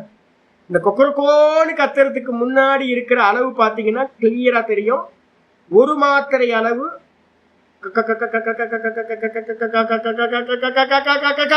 அப்படின்னு மேல போய் டக்குன்னு வந்து கொக்கரோ அப்படின்னு கத்தும். அப்ப அந்த கால அளவு வந்து பாத்தீங்கன்னா இருக்கிறது, அந்த கோழியோ கத்துற அந்த சேவல் கத்துற கால அளவு தான் வந்து பாத்தீங்கன்னா இந்த 3 மாத்திரைகளுக்கு பிரமாணம் அப்படின்னு சொல்லப்படுது கிரஸ்வதீர்க்க புளுத்தத்துக்கு. இதுக்கப்புறம் வந்து பாத்தீங்க அப்படின்னா பலம் மாத்திரை சொல்லியாச்சு. மாத்திரைக்கு அப்புறம் வந்து பார்த்தீங்கன்னா மாத்திரான்றது ரொம்ப இம்பார்ட்டன்ஸ். ஏன் அப்படின்னு கேட்டிங்கன்னா, நம்ம ஒவ்வொரு அளவுக்கும் ஒவ்வொரு அர்த்தம் இருக்கு. நீங்கள் புளுத்தம் வந்து எங்கெல்லாம் பயன்படுத்துறீங்கன்னு பாருங்க. ஹ்ரஸ்வம் தீர்க்கம். புளுத்தம் வந்து பார்த்தீங்கன்னா யாரையாவது கூப்பிடுறதுக்கு பயன்படுத்துறது புளுத்த மாத்திரம். யாரையாவது கூப்பிடணும், ராமா கோவிந்தா கிருஷ்ணா அப்படின்னு நம்ம எங்கேயாவது யூஸ் பண்ணுறோன்னா அது. மந்திரங்கள்ல என்ன போட்டிருக்கோம் சுவாமி புளுத்தத்துக்கு அப்படின்னா, இப்போ நம்ம வரப்போகுது பார்த்தீங்க அப்படின்னா தைத்திரியத்தில் பிரயோகம் பண்ண போகிறோம். அந்த இடத்துல வந்து பின்னாடி என்ன பண்ணுவோம், ஒரு எழுத்துக்கு பக்கத்தில் 3ன்னு போட்டிருப்பாங்க மந்திரத்தில். இப்போ முன்னாடிலாம் இருக்காது. இப்போ வந்து எழுத்துல அக்ஷரத்துலலாம் நம்ம இண்டிகேட் பண்றோம். எங்கேயாவது அக்ஷரங்களுக்கு பின்னாடி வந்து பாத்தீங்கன்னா ஒரு 3ன்னு போட்டிருந்துச்சு அப்படின்னா அதை வந்து பாத்தீங்கன்னா லென்த் பண்ணி சொல்லணும் அப்படின்னு அர்த்தம். பின்னாடி மந்திரத்திலேயே நம்ம பார்க்க போறோம் தைத்திரியத்துல. அப்ப வந்து பாத்தீங்கன்னா மாத்திரா சொல்லியாச்சு. மாத்திரைக்கு அப்புறம் வந்து பாத்தீங்கன்னா மூணாவது வந்து பலம். நாலாவது வந்து பாத்தீங்கன்னா பலம். என்ன பலம் அப்படின்னு கேட்டீங்கன்னா உச்சரிப்பை வந்து பாத்தீங்கன்னா உச்சரிக்கிறதுக்கு தேவையான பிராண சக்திக்கு பேரு பலம்னு பேரு. பிராண சக்தியை வந்து பாத்தீங்கன்னா எந்த விதமா சொல்றோம் சாஸ்திரத்துல அப்படின்னு கேட்டீங்கன்னா ஆபியந்தர பாஹ்ய பிரயத்தனங்கள் அப்படின்னு 2 விதமான பிரயத்தனங்கள் சொல்லப்படுது. ரொம்ப டெக்னிக்கல். நீங்க லகு சித்தாந்த கௌமுதி படிச்சு கொடுக்கும்போது நான் சொல்றேன், எந்த அளவு டெக்னிக்கல் அப்படின்னா நம்மளால இமேஜின் பண்ணவே முடியாத அளவுக்கு நம்ம சப்த சாஸ்திரத்துல இருக்கிறவங்க வந்து பாத்தீங்கன்னா அவ்வளவு அனலைஸ் பண்ணியிருக்காங்க. இந்த உள்ளுக்குள்ளார இருக்கிறது எப்படிங்க தெரியும்? இந்த நீங்க வெளியில பிரயத்தனம்னு ஒண்ணு சொல்றோம், கத்தி பேசுன்றோம். மெதுவா பேசாத கத்தி பேசுன்னு சொல்லலாம், இவ்வளவுதானே சொல்ல முடியும். ஆனா வந்து பாத்தீங்கன்னா அதுக்குள்ளார பாகிய பிரயத்தனம் ஆபியந்தர பிரயத்தனம்ன்றதெல்லாம் உள்ளுக்குள்ள அந்த தொண்டைக்கு உள்ளார இந்த வாய்க்கு உள்ளார என்னெல்லாம் நடக்குது அப்படின்னு ரொம்ப அதிர்வுகளை வந்து கணக்கு போட்டு ஒவ்வொருத்தரும் சொல்லியிருக்காங்க. ரொம்ப எக்ஸலண்டான இது வந்து இது சப்த சாஸ்திரத்துல. அப்ப வந்து பாத்தீங்கன்னா பிரயத்தனம் அப்படின்னா என்ன அர்த்தம் தெரியுங்களா? உங்க எழுத்து எங்க இருந்து உண்டாகுது? நாபி. வெளில தெரியுமா? வந்து பாத்தீங்கன்னா வெளியில உள்ள நம்ம எந்த எழுத்து உச்சரிச்சாலும் வந்து பாத்தீங்கன்னா இங்க இருந்து பேசிக்கிட்டு இருக்க மாதிரி தெரியுது. தொண்டைக்கு மேல பேசுற மாதிரி. ஏன்னா அதிர்வு பாருங்க, அதிர்வு எங்க இருந்து உண்டாகுது பாருங்க. பேசும்போது எங்க ஆக்ஷன் எங்க உங்க அதிர்வு உண்டாகுது? இந்த த்ரோட்ல தான் அதிர்வு தெரியும். நெஞ்சில கை வச்சு பாருங்க. பேசும்போது ஏதாவது பேசுனா ஏதாவது தெரியுதா அப்படின்னு கேட்டீங்கன்னா லைட்டா ஒரு இது இருக்கும். ஆனா அங்க என்ன நடக்குன்னு தெரியாது. இங்க வந்தா த்ரோட்டுக்கு வந்தாதான் தெரியும் உங்களுக்கு. ஆனா ஆக்சுவலா என்ன சொல்லுதுன்னா பரால இருந்து நாபியில இருந்து தான் சப்தம் உண்டாகுது. எங்க இருந்து பிராணன் உண்டாகுது? பிராணன் வந்து பாத்தீங்க அப்படின்னா நாபியில இருந்து கிளம்புது. நாபியில இருந்து கிளம்பும் போது வந்தாலும் கூட இங்க ஹார்ட்டுக்கு வந்ததுக்கு பிறகு அது காரண ரூபத்தை எடுக்குது. காரண ரூபத்தை எடுத்து அங்க ஒரு சேஞ்சஸ் நடக்குது. பிராணன்ல வந்து பாத்தீங்கன்னா பெரிய சேஞ்சஸ் நடக்கும். எல்லா சப்தங்களும் ஒரே மாதிரி இல்லை. ஒவ்வொரு அக்ஷரத்துக்கும் தனித்தனி பிரயத்தனம் இருக்கு. ஒவ்வொரு அக்ஷரத்துக்கும் தனித்தனி பிரயத்தனம், பாகிய ஆபியந்தர பிரயத்தனம் அப்படின்னு. அது வந்து பாத்தீங்க அப்படின்னா த்ரோட்டுக்கு வந்து த்ரோட்ல இருந்து வெளியில வரணும் அப்படின்னா ஒரு நிறைய பிரயத்தனங்கள் இருக்கு. அதுக்கு ஒரு பிராணன் வந்து பாத்தீங்கன்னா எப்படி ஒரு ஃப்ளூட் ஊதும் போது கம்மியா அதிகமா அங்க ஒரு வேரியஸ் நம்ம காட்டுறோமோ அதே மாதிரி பாடிக்குள்ளார நிறைய சேஞ்சஸ் நடக்கும். அப்போ அதுக்கு பலம் வேணும். அந்த பலத்துக்கு பேர் வந்து பாத்தீங்கன்னா பலம் அப்படின்னு பேரு, பிராணசக்தி அப்படின்னு எடுத்துங்க. இதுக்கப்புறம் சாமனா என்ன சுவாமி அப்படின்னு கேட்டீங்கன்னா சாமசந்தானக. சாமசந்தானக அப்படின்னா என்ன அர்த்தம்? சாமம், சமம் ஏவ சாமம், சமம் ஏவ சாமம். ஒருத்தரோட சப்தங்கள்ல வந்து பாத்தீங்க அப்படின்னா எப்படி வந்து முக்கியமானது ஏற்றம் இறக்கம் எவ்வளவு முக்கியமோ அதே மாதிரி ஒரு உச்சரிப்பு வந்து பாத்தீங்கன்னா எப்படி இருக்கணும்னா வேதம் படிக்கிறவங்கள்ட்ட முக்கியமான ஒரு தகுதி சொல்லுவோம். என்னன்னு கேட்டீங்கன்னா ஆரம்பிக்கும் போது என்ன ரிதத்துல ஆரம்பிச்சாங்களோ முடியும் போதும் அந்த ரிதம் இருக்கணும். அந்த ரிதத்துக்கு பேர் தான் என்ன பேரு? ஒரு ரிதம் சொல்றோம்ல, ஒரே ரிதமா பேசுறது. அந்த ரிதத்துக்கு பேர் தான் இங்க வந்து பாத்தீங்கன்னா சமஹா அப்படின்னு எடுத்துக்கணும். சமயேவ சாமஹா, சமத்தன்மையா உச்சரிக்கிறது. சில சமயம் கத்துறது, சில சமயம் இது பண்றது அப்படிலாம் இல்லை. அது உணர்ச்சிக்கு வெளிப்படுத்துறதுக்கு வேணா சரியா வரும் மொழிய. வேத பாடசாலையில இருக்கக்கூடிய வேத பாடங்களுக்கு உணர்ச்சிகளை கொண்டுட்டு வரணும்ன்ற அவசியம் இல்லை. நீங்க யாராவது பொலிட்டீஷியன் பேசும்போது பாத்தீங்கன்னா தெரியும். இப்ப நானே பேசுறேன்ல, சில சமயம் வந்து பாத்தீங்க அப்படின்னா ரொம்ப உணர்ச்சியோட உச்சஸ்தாயில பேசுவேன், சில சமயம் டவுனா பேசுவேன். அப்ப வந்து பாத்தீங்கன்னா வெளிப்பேச்சுகள் எல்லாத்துக்கும் உணர்வுகளோட சார்ந்தது எல்லாத்துக்கும் நீங்க என்ன பண்ணி ஆகணும்? மேல கீழே ஏத்தி இறக்கி உச்சஸ்தாயி நீச்சஸ்தாயி எல்லாத்தையும் சொல்லலாம். பாடல்கள் எல்லாம் பாத்தீங்கன்னா தெரியும், அது மாதிரி இருக்கும். ஆனா வேதம் மட்டும் நியமம் இருக்கு. வேதத்துல மியூசிக் கலக்க கூடாது. இந்த ஆஷா போஸ்லேவோ ஏதோ என்ன அந்த அம்மா பொட்டுவாளை ஏதோ அதர் ஃபேமஸா இருக்குது நார்த் இந்தியா ஃபுல்லா. அனுராதா பொட்டுவாள் அவங்க தானே இந்தியா ஃபுல்லா உலகம் ஃபுல்லா காயத்ரி மந்திரம் யார் படிச்சிருக்கானோ அந்த அம்மா தான். எங்க போனீங்கன்னாலும் தத்சவிதுருவரேண்யம் பர்கோ தேவஸ். கேட்கறதுக்கு நல்லா இருக்கா? கேட்கறதுக்கு நல்லா இருக்கா? அதெல்லாம் அபசாஸ்திரம், தப்பு. அது அதெல்லாம் கேட்கவே கூடாது. ஃபர்ஸ்ட் நல்லா இருக்கே சுவாமி, நல்லா இருக்குன்றதுக்காக அது வேதம்லாம் ஆகாது. வேதத்தோட வந்து பாத்தீங்கன்னா என்ன பண்ணக்கூடாது, மியூசிக் கேட்க சேர்த்தே படிக்க கூடாதுன்னு விதி வச்சிருக்கு. அதே மாதிரி இந்த பாட்டு படிக்கிற மாதிரிலாம் வந்து வேதத்தை வந்து படிக்க கூடாது. ஸ்வரம் தான் முக்கியம், ஒரே மாதிரி இருக்கணும், சமத்தன்மை இருக்கணும். மியூசிக் கலந்தா என்ன ஆயிடும், மேலே கீழே போயிடும் உங்களுக்கு. ஏன் மியூசிக் ஏற்ற மாதிரிலாம் இது பண்ணக்கூடாது. அப்போ வந்து பாத்தீங்கன்னா சமம்ன்றது வந்து பாத்தீங்கன்னா சாமக அப்படின்னு பேர். இதுக்கு வந்து பாத்தீங்கன்னா என்ன சுவாமி ஏதாவது சூத்திரங்கள் இருக்கா அப்படின்னு கேட்டீங்கன்னா ஒரு சூத்திரம் இருக்கு. 1:409 பாணினி சூத்திரம். பரக சன்னிகர்ஷ சங்கிதா. இந்த சங்கிதா அப்படின்றதுக்கு வந்து பாத்தீங்கன்னா சாமன்றதுக்கு அர்த்தம் சங்கிதா அப்படின்னு பேரு. சந்தானம்னு பேரு. சந்தானத்தை வந்து பாத்தீங்கன்னா சங்கிதா அப்படின்னு சொல்லுவோம். சங்கிதா அப்படின்னு சொல்லுவோம். பரக சன்னிகர்ஷ சங்கிதா அப்படின்னு வந்து பாத்தீங்கன்னா சூத்திரம் இருக்கு. என்ன சுவாமி சூத்திரத்துல அர்த்தம் என்ன அப்படின்னு கேட்டீங்கன்னா அது சொல்லுது, வர்ணானாம் அதிசயிதா சந்நிதிகி சங்கிதா சஞ்ஞகஸ்யாத். எழுத்துக்கள் வந்து பாத்தீங்கன்னா தனித்தனியா இல்லாமல், தனித்தனியா செதறி இல்லாம ஒன்று கூடி இருந்துச்சுன்னா அதுக்கு பேரு சங்கீதா. எழுத்துக்கள் ஒன்று கூடி இருந்துச்சுன்னா அதுக்கு பேரு சங்கீதா அப்படின்னு பேரு. சரி, இப்ப வந்து பாத்தீங்கன்னா சங்கீதாவை படிக்கும் போது நம்ம என்ன பண்ணணும், ராம அப்படி சொன்னா சரியா வருமா? ராமன்றதை எப்படி உச்சரிக்கிறோம்? எத்தனை எழுத்து இருக்கு ராமல? இருக்கு, ரேஃபம். அப்புறம் இரு பிளஸ் ஆ ரா, இரு பிளஸ் ஆ ரா, இம்மு பிளஸ் ஆ மா. அப்ப சொல்லும் போது ராமா, ரமா, ராமா, கிருஷ்ண இக்கு, இரு கிரு, இக்கு இரு, ரு இக்கு பிளஸ் ரு கிரு, இஷ் மூணாவது எழுத்து, இன்னு பிளஸ் ஆ கிருஷ்ண.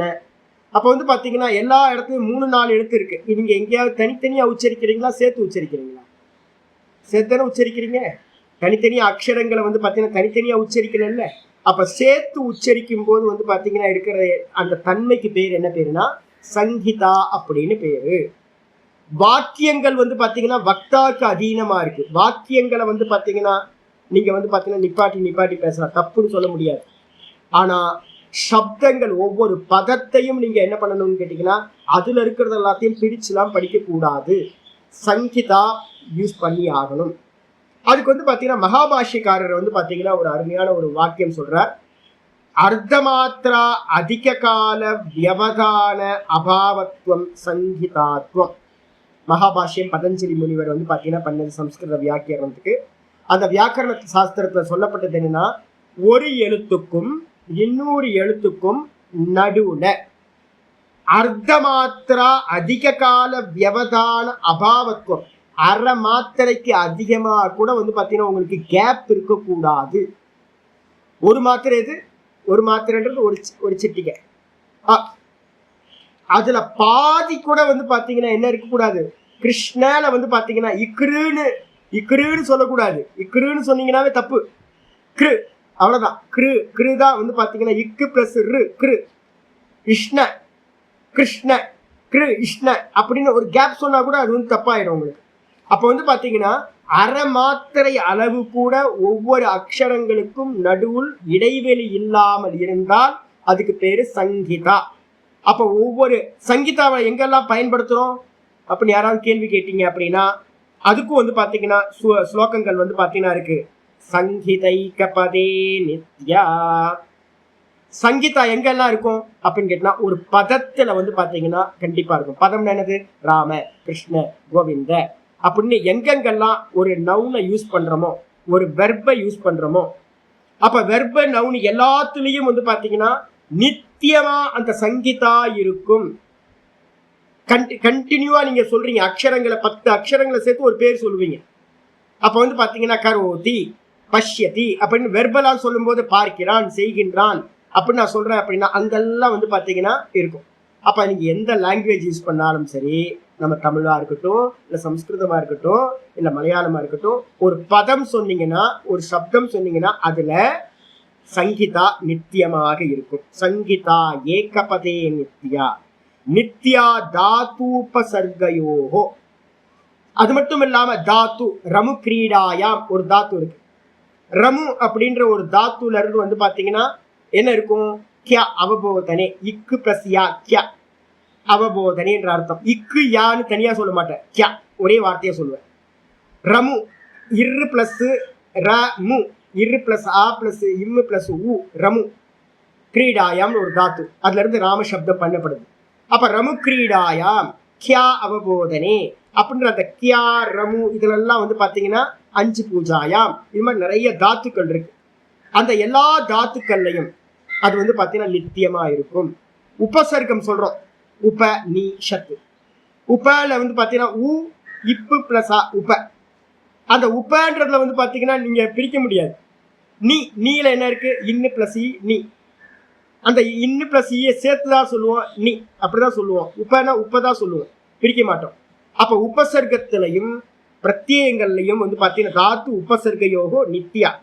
அது மட்டும் இல்ல சமாசே நித்யா சமாசே, சமாசம் பண்ணும் போதும் வந்து பாத்தீங்கன்னா காம்பவுண்ட் வேர்டு பண்ணும் போதும் இந்த சம்ஹிதா நித்தியமாக இருக்கும். என்ன காம்பவுண்ட்? ராமேஸ்வரஹா ஒரு காம்பவுண்ட் வேர்டு. ராமேஸ்வரம் அப்படின்னா ராம ராமஸ்ய ஈஸ்வரக ராமேஸ்வரஹா.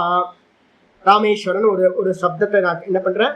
ஒன்னா ஆக்கிறேன். ராம ஈஸ்வரன் 2 சப்தம் இருக்கு, ரெண்டுத்தையும் இணைச்சு ராமேஸ்வரஹா. அப்ப அது மாதிரி சமாச வேர்டு பண்ணும் போதெல்லாம் வந்து பாத்தீங்கன்னா அதுல நித்தியம் ராம ஈஸ்வரன் சொல்லக்கூடாது, ராமேஸ்வரஹா ஒரே சப்தம் அது, அதுல நித்தியமா எப்பவும் இருக்கும். அதே நேரத்துல வாக்கியத்து விவக்ஷாம் அபேக்ஷதே. வாக்கியத்துல வந்து பாத்தீங்கன்னா யாராவது பிரயோகப்படுத்துறாங்க சார், வாக்கியத்துல வந்து பாத்தீங்கன்னா சம்ஹிதா இருக்குமா இருக்காதா அப்படின்னு கேட்டீங்கன்னா அது வக்தாவை வந்து பாத்தீங்கன்னா சார்ந்தது.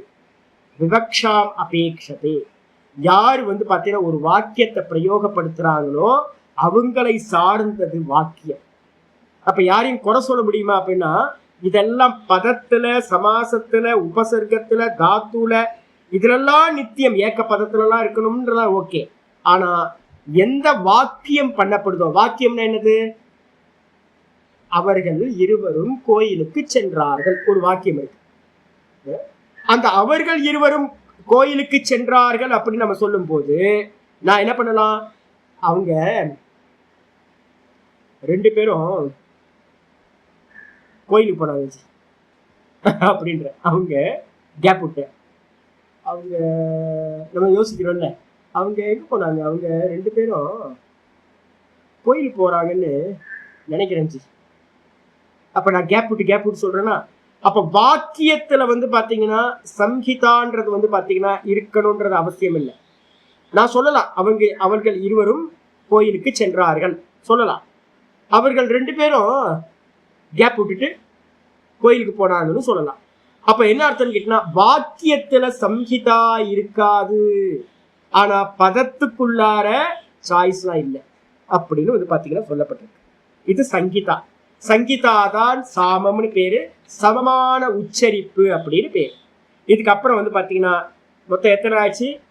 முதல்ல வர்ணம், 2வது ஸ்வரம், 3வது மாத்ரா, 4வது பலம், 5வது சாமன்ற சங்கீதா.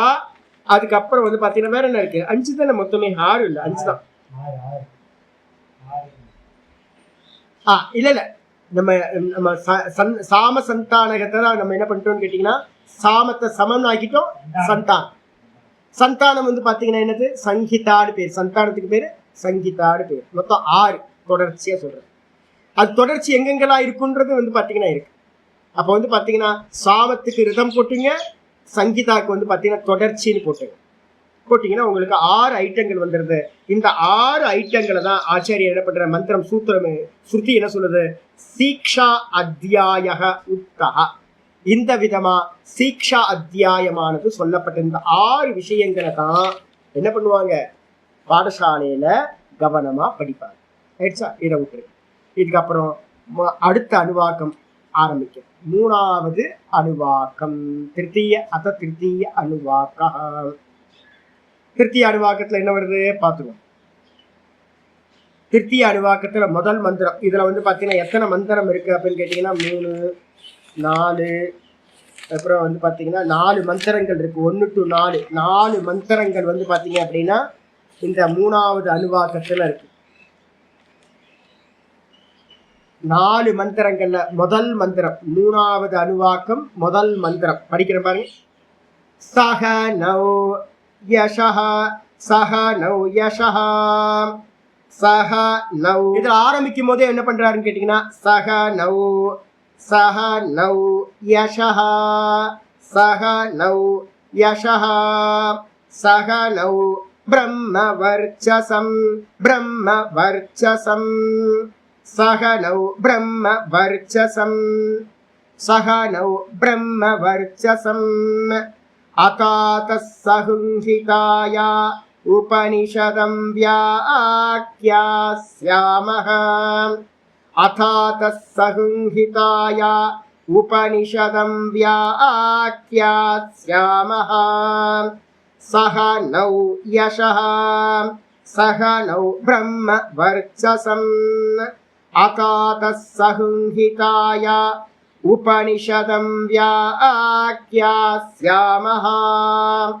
சஹ நௌ யஷஹ சஹ நௌ பிரம்ம வர்ச்சசம் அதாதஸ் சஹுங்கிதாயா உபனிஷதம் வியாக்யாஸ்யாமஹ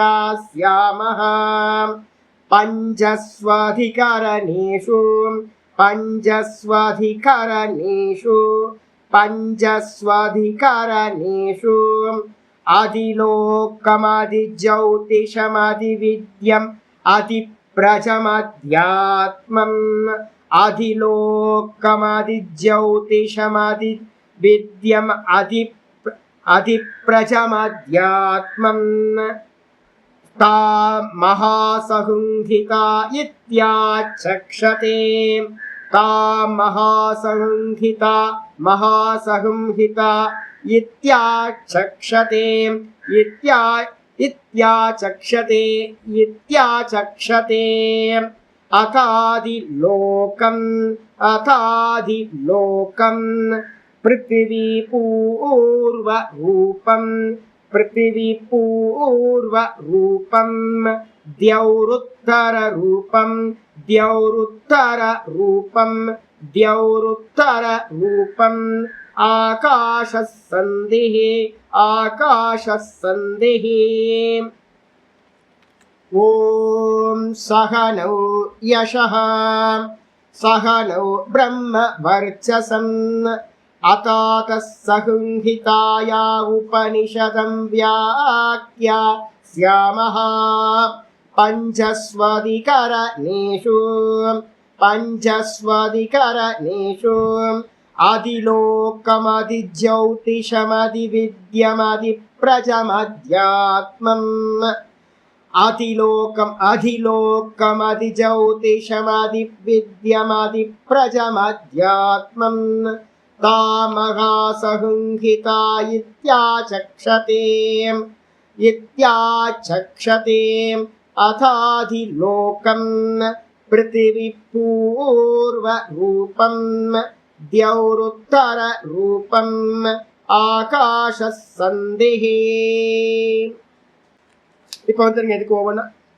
சகனவ் யஷஹா திரும்ப வந்து பார்த்தீங்க அப்படின்னா சக அப்படின்னா சேர்த்து என்ன சேர்த்து நவ் சக நவ் அப்படின்னா ஆச்சாரியரும் சிஷ்யனும் ஆகிய எங்கள் இருவரையும் சேர்த்து யஷக அப்படின்னா என்ன அர்த்தம் எங்கள் 2 பேர்த்துக்குமே வந்து பார்த்தீங்கன்னா யஷகனா யஷஸ்னா புகழ்னு அர்த்தம். எங்கள் 2 பேருக்கும் வந்து பார்த்தீங்கன்னா புகழ் உண்டாகட்டும். என்ன புகழ் அப்படின்னு கேட்டிங்கன்னா வித்யா நிமித்தமாக இருக்கக்கூடிய இப்போ நம்ம சொல்கிறாங்கல்ல இப்போ நமக்கு வந்து பார்த்தீங்கன்னா ஒரு புகழ் இருக்கும். நான் சொல்கிறேன் உங்களுக்கு சொல்கிறேன் பரவாயில்ல 75 பேர் வந்து அடித்தாலும் தாங்குறீங்களே புரிஞ்சாலும் புரியலனாலும் வந்து உட்காந்து கேட்குறீங்களே. இந்த இந்த இப்போ இன்னைக்கு நேற்று பாட்டம் இன்னைக்கு பாடத்தில் உட்காந்து கேட்க முடியாது. கிராமர் படிக்காதவங்களுக்கு இதெல்லாம் கேட்கவே முடியாது. என்னவோ போகுது எங்கேயோ வானத்துக்கு மேலே போயிட்டு இருக்கு தலைக்கு மேலே போயிட்டு இருக்கும். உட்காந்து கேட்குறீங்களே அப்போ பரவாயில்லையே பரவாயில்ல நல்ல ஆள் தான் நீங்கள்லாம். இப்போ நான் உங்களை வந்து புகழ்றேன்னா இதை இப்போ யூடியூப்பில் கேட்கும் போது வந்து பார்த்தீங்கன்னா என்கிட்ட நிறைய பேர் வந்து ஃபோன் பண்ணுறவங்க நிறைய பேர் இருக்காங்க. சுவாமி நல்லா கிளியராக சொல்கிறீங்க சுவாமி நல்ல விசாரம் வந்து பிரிச்சு பிரிச்சு பிரிச்சு விசாரம் பண்றீங்க சாமி அப்படின்னு. அப்ப புகழ் இருக்கா? எதை நிமித்தமா வச்சு? லௌகிக நிமித்தமா வச்சா? இல்ல இல்ல. வித்யா படிக்கிறவங்களுக்கு ஒருத்தர் சொல்றாரு, சாமி நீங்க சொல்லும் போதுதான் தெரியுது, கீதா கிளாஸ் வந்து பாத்தீங்கன்னா ஒருத்தர் ஃபோன் பண்ணி கேட்கிறார். ஒருத்தர் வந்து பாத்தீங்க அப்படின்னா பாம்பேல இருந்து ஒருத்தர் ஃபோன் பண்ணி, சாமி நீங்க என்ன சாமி முதல்ல ஆரம்பிக்கும் போதும் 80 பேர் இருக்காங்க 80 பேர் இருக்காங்கன்னு சொல்லிட்டு இருந்தீங்க, முடிக்கும் போது 85 பேர் இருக்காங்க 90 பேர் இருக்காங்கன்றீங்க, கிளாஸ் முடியும் போது 465 கிளாஸ்ல. சாமி அவ்வளவு பொறுமையா இருந்து கேட்டாங்களா சாமி? அவ்வளவு பேர் இருந்தாங்களா? அப்படின்னு. ஆமா, என் ஸ்டூடெண்ட் எல்லாம் ரொம்ப பொறுமையான ஆட்கள். என்ன பாடம் எவ்வளவு காலம் எடுத்தாலும் உட்கார்ந்து பொறுமையா கேட்கிற சாமர்த்தியம் அவங்களுக்கு இருக்கு. அப்ப வந்து வித்யாவை கேட்கறதுக்கு ஒரு சாமர்த்தியம் இருக்கா? ஆமா. அதே மாதிரி வந்து பாத்தீங்கன்னா ஒரு புகழ் உண்டாகணும்னா ஆச்சாரியருக்கும் சிஷ்யர்களுக்கும் புகழ் எதை பற்றி உண்டாகும் அப்படின்னு கேட்டீங்கன்னா கியாதி. அந்த புகழ் யாரை வச்சு உண்டாகும்னா வித்யாவை நிமித்தமா வச்சு. அவர் நல்ல ஆச்சாரியார், நல்ல பாடம் சொல்லி கொடுக்கிறாருனோ, நல்ல ஸ்டூடெண்ட் நல்லா பாடம் கேட்கிறாரு, நல்ல சொல்லி கொடுக்கறது எல்லாத்தையும் கிரகணம் பண்றார், சூப்பர் ஸ்டூடெண்ட் அப்படின்னும் இந்த வித்யா நிமித்தமாக புகழானது எங்கள் இருவருக்கும் உண்டாகட்டும் சொல்லியாச்சு. அதுக்கப்புறம் பவத்துன்னு போட்டுக்கணும், யசகா பவத்து, பகவத்துனா உண்டாகட்டும் அப்படின்னு போட்டுக்கணும். அப்புறம் சகனவ் பிரம்ம வர்ச்சசம். சகனவ் பிரம்ம வர்ச்சசம் அப்படின்னா என்ன அர்த்தம்? பிரம்ம அப்படின்றதுக்கு அர்த்தம் வந்து பாத்தீங்கன்னா வேதத்துக்கு இன்னொரு பேர் பிரம்மன்னு பேர். சகனவ் அப்படின்னா எங்கள் இருவருக்கும், அத்தியனம் பண்ணக்கூடிய வாத்தியாருக்கும் பாடத்தை படிக்கக்கூடிய எனக்கும். இந்த ரெண்டுமே வந்து பாத்தீங்கன்னா எங்க வருதுன்னா இது எல்லாமே இப்ப நம்ம வேத பாடசாலையில படிக்கிற விஷயங்களை பேசிக்கிட்டு இருக்கோம். நம்ம வேதாந்தத்துக்கான விஷயத்தை நம்ம சொல்லல.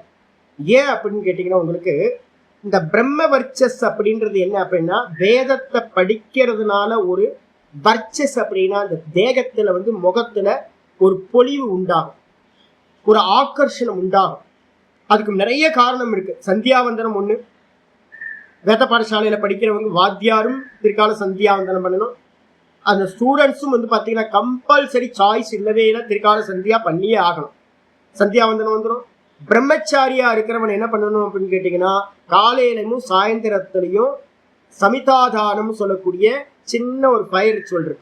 அதுலயும் வந்து பாத்தீங்கன்னா இதே மந்திரம் இருக்கு. என்னன்னு கேட்டா பிரம்ம வர்ச்சஸ் உண்டாகட்டும்ன்றதுக்காக தான் பிரார்த்தனையே அவனுக்கு. பிரம்ம வர்ச்சஸ் அப்படின்றதுக்கு அர்த்தம் என்ன அப்படின்னு கேட்டீங்கன்னா இந்த வேதத்தை திரும்ப திரும்ப திரும்ப சொல்ல சொல்ல சொல்ல என்ன உண்டாகும்? கண்கள், முகம், தேகம் எல்லாத்திலையும் ஒரு வந்து பாத்தீங்கன்னா ஒரு ஆக்கர்ஷணமா ஒரு தோற்ற பொலிவு உண்டாகும். அந்த தோற்ற பொலிவுக்கு பேரு பிரம்ம வர்ச்சஸ் அப்படின்னு பேர். அது வந்து பாத்தீங்கன்னா எங்கள் ஆச்சாரியருக்கும் எனக்கும் உண்டாகட்டும். இது வேதாந்தத்துக்கு பொருந்துமா சாமி? ஏன்னு கேட்டீங்கன்னா வேதாந்தத்துக்கு உண்டாகாது அப்படின்னா நாங்க இந்த சந்நியாசம் பண்ணும் போதே நம்ம என்ன பண்றோம்னு கேட்டீங்கன்னா திருஷ்ட பலன் அதிர்ஷ்ட பலன் ரெண்டுமே வேணாம் அப்படின்னு தான் நம்ம என்ன பண்றோம்னு கேட்டீங்கன்னா வேதாந்தத்துக்கே வரும். திருஷ்ட பலனுக்குள்ளதான் வந்து பாத்தீங்கன்னா பிரம்ம வர்ச்சஸ் ஆதி திருஷ்ட பலானின்னு ஆச்சரியர் பாஷ்யத்தில் எழுதுவார். வேதாந்தம் படிக்க வரவங்க என்ன பண்ணுவாங்க அப்படின்னு கேட்டீங்கன்னா எனக்கு எந்த தோற்ற பொலிவும் வர வேணாம், நான் சாமானியமா நான் இந்த தேகமே இல்லை அப்படின்னு. ஆனா இது வந்து பாத்தீங்கன்னா வேதம் படிக்கிறவங்களுக்கு என்ன இருக்குன்னா தோற்றப்பொழிவு வேணும் அப்படின்னு இருக்கும். அப்ப இது வந்து பாத்தீங்கன்னா நமக்கானதா? வேதாந்தம் படிக்கிறவங்களுக்கானதா? இல்லை, இது திருஷ்ட பலன்ல வந்துடும். திருஷ்ட பலன் அதிர்ஷ்ட பலன் இந்த ரெண்டுத்திலையும் வைராக்கியத்தை உடையவங்க தான் நம்ம வேதாந்தத்தை கேட்கிறோம். அப்ப இது எங்க வருது அப்படின்னா மந்திரபாகத்துல வரக்கூடியது வேத பாடசாலையில். அதான் திரும்ப திரும்ப நான் சொல்றேன், இந்த அணுவாக்கத்துல இருக்கிறது எல்லாம் யாருக்கானதுன்னா வேத பாடசாலையில படிக்கின்ற ஸ்டூடெண்ட்டுக்கு ஆச்சாரியருக்கு மட்டும்தான் பொருந்தும்.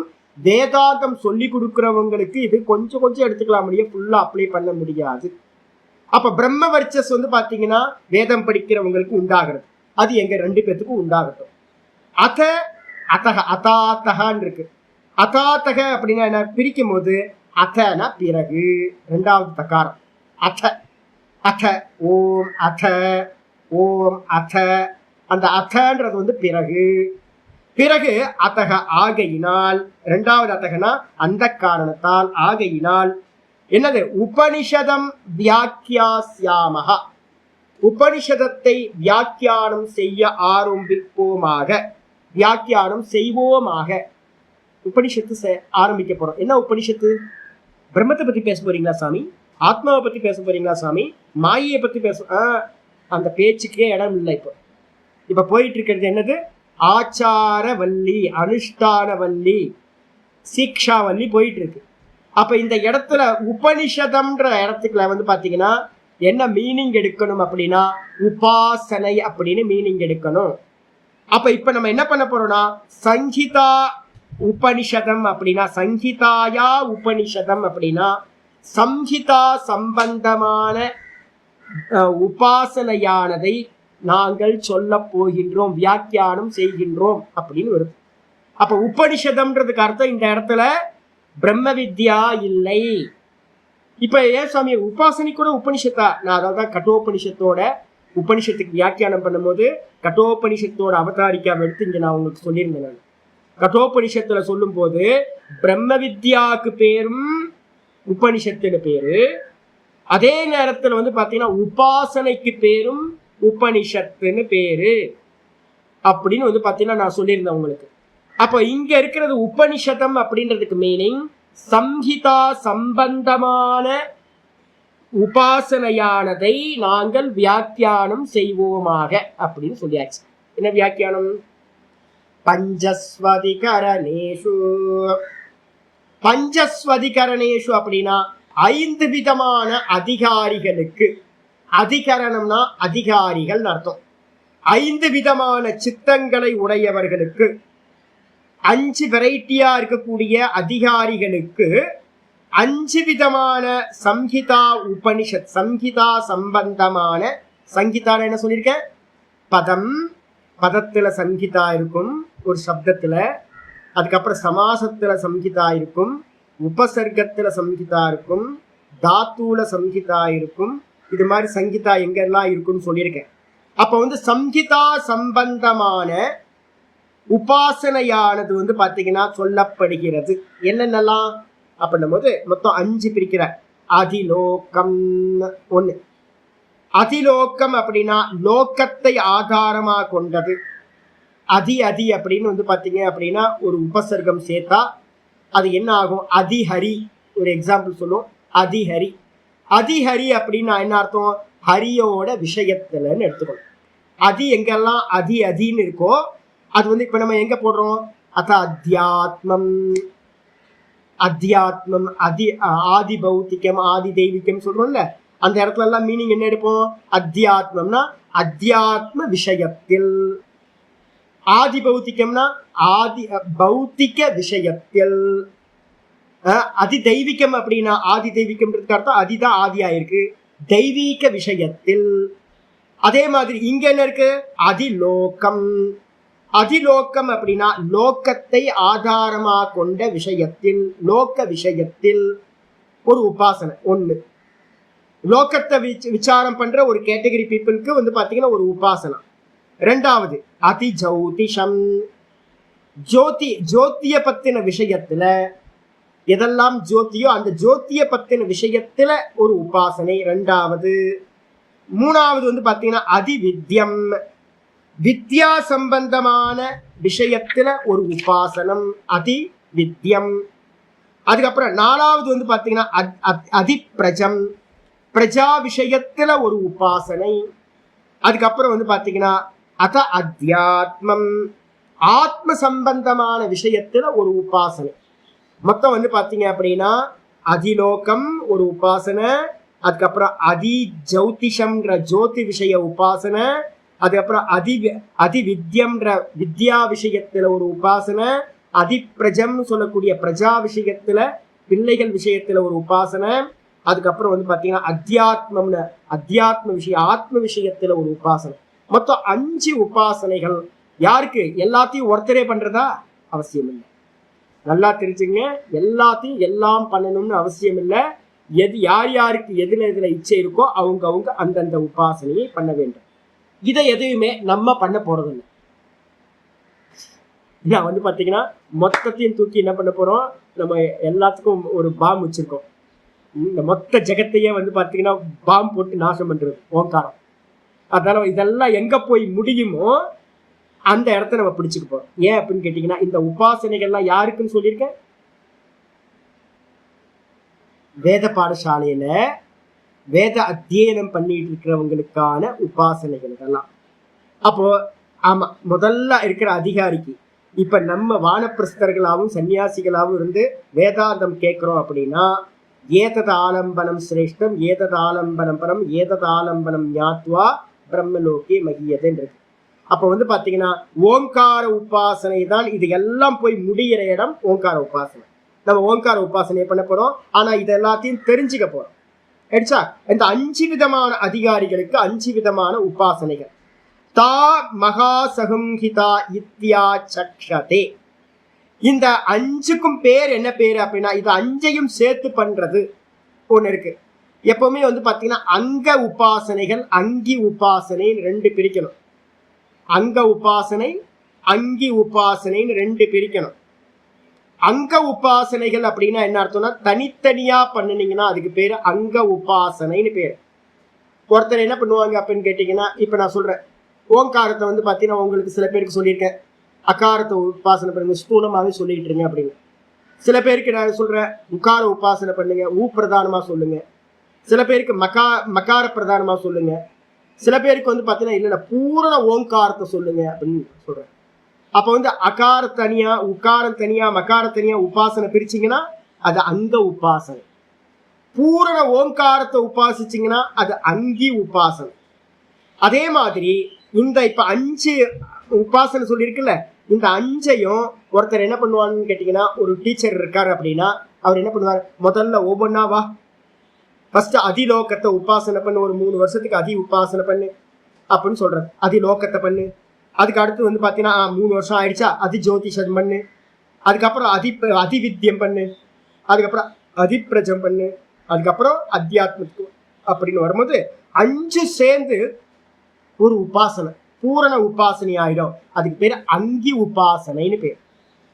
எங்கேயாவது வந்து பாத்தீங்கன்னா உங்க வீட்டுக்காரம்மா வந்து பாத்தீங்கன்னா கொஞ்சோண்டு காய்கறியை மட்டும் ஒரு சப்ஜி பண்ண அப்படின்னு ஒரு இலையை விரிச்சு கொஞ்சோண்டு சப்ஜியை மட்டும் வச்சுட்டு ஒரு ஊறுகாயை வச்சுட்டு போயிட்டாங்கன்னு வச்சுங்களேன், நீங்க என்ன பண்ணுவீங்க? சாப்பிட்டு திருப்தி ஆயிடுவீங்க. சாப்பாடுன்னா என்ன இருக்கணும்? சாதம் இருக்கணும், சப்ஜி இருக்கணும், கூட்டு பொரியல் இருக்கணும், சாம்பார் இருக்கணும், ரசம் இருக்கணும், மோர் இருக்கணும், ஊறுகாய் இருக்கணும். இதெல்லாம் சேர்ந்தாதானே வந்து பாத்தீங்கன்னா பூர்த்தி ஆகும். அப்ப வந்து பாத்தீங்கன்னா இந்த ஏதாவது ஒன்றை மட்டும் சாப்பிடு அப்படின்னா, ஒன்றை மட்டும் சாப்பிட்டா எப்படிங்க பூர்த்தி ஆகுது? அப்ப அங்க உபாசனைகள் எல்லாமே வந்து பாத்தீங்கன்னா மெதுவா ஒவ்வொன்னா பிராக்டிஸ் பண்ணி கடைசியில வந்து பாத்தீங்கன்னா அங்கி உபாசனையா பூரணமா பண்ண அதுக்கு பேர் அங்கி உபாசனைன்னு பேர். இது எங்க சுவாமி இருக்கு அப்படின்னு கேட்டீங்கன்னா, அஸ்வபதி மகாராஜான்னு ஒருத்தர் இருந்த சாந்தோக்கியத்துல வந்து பாத்தீங்கன்னா அஸ்வபதி அப்படின்னு ஒரு ராஜாவை பத்தி பேசுது. அவர்கிட்ட வந்து பாத்தீங்க அப்படின்னா என்ன பண்றாங்க, விராட் உபாசனைக்காக வைஸ்வானர வித்யான்னு ஒரு வித்யா, விராட் உபாசனை. அந்த உபாசனையை பண்றதுக்கு வந்து பாத்தீங்கன்னா என்ன பண்றாங்க, ஒரு 5 மகரிஷிகள் வந்து பாத்தீங்கன்னா வராங்க. எல்லாமே பிராமண மகரிஷிகள். பிராமண மகரிஷிகள் வந்து பாத்தீங்கன்னா ஒரு க்ஷத்திரிய ராஜாட்ட வந்து பாத்தீங்கன்னா வராங்க. வந்து பாத்தீங்கன்னா அந்த க்ஷத்திரிய ராஜா வந்து பாத்தீங்கன்னா பூரணமான அந்த வைஸ்வானர வித்யாவை அறிந்தவர் அப்படின்னு வந்தோடனே இவர் ராஜா என்ன பண்றாரு, என்ன எங்களுக்கு உபதேசம் பண்ணுங்க அப்படின்னோட எடுத்தோட உபதேசம் எல்லாம் பண்ணல. நம்மள மாதிரி முட்டாள்லாம் இல்லை, நான் ரொம்ப மகா முட்டாள். வந்தோடனே எடுத்தோடனே எல்லாத்தையும் சொல்றது. அஸ்வபதி ராஜா என்ன பண்றாருன்னு கேட்டீங்கன்னா, பொறுமையா உட்கார்ந்து ஒவ்வொருத்தையா கூப்பிட்டு என்ன நீங்க பண்றீங்க, ஃபர்ஸ்ட் நீங்க என்ன பண்ணிட்டு இருக்கீங்களோ அதை எனக்கு சொல்லுங்க. சொன்னோன்னே வந்து பாத்தீங்கன்னா ஒவ்வொருத்தரா சொல்றாங்க, நான் வானத்தையே வந்து பாத்தீங்கன்னா இந்த சொர்க்கத்தையே தலை என்று உபாசிக்கின்றேன் அந்த விராட் புருஷனுக்கு அப்படின்னு. சொர்க்கத்தையே தலையென்று நான் உபாசிக்கின்றேன். அப்படியா, நல்ல வேலை என்கிட்ட வந்த, நல்ல வேலை என்கிட்ட வந்த.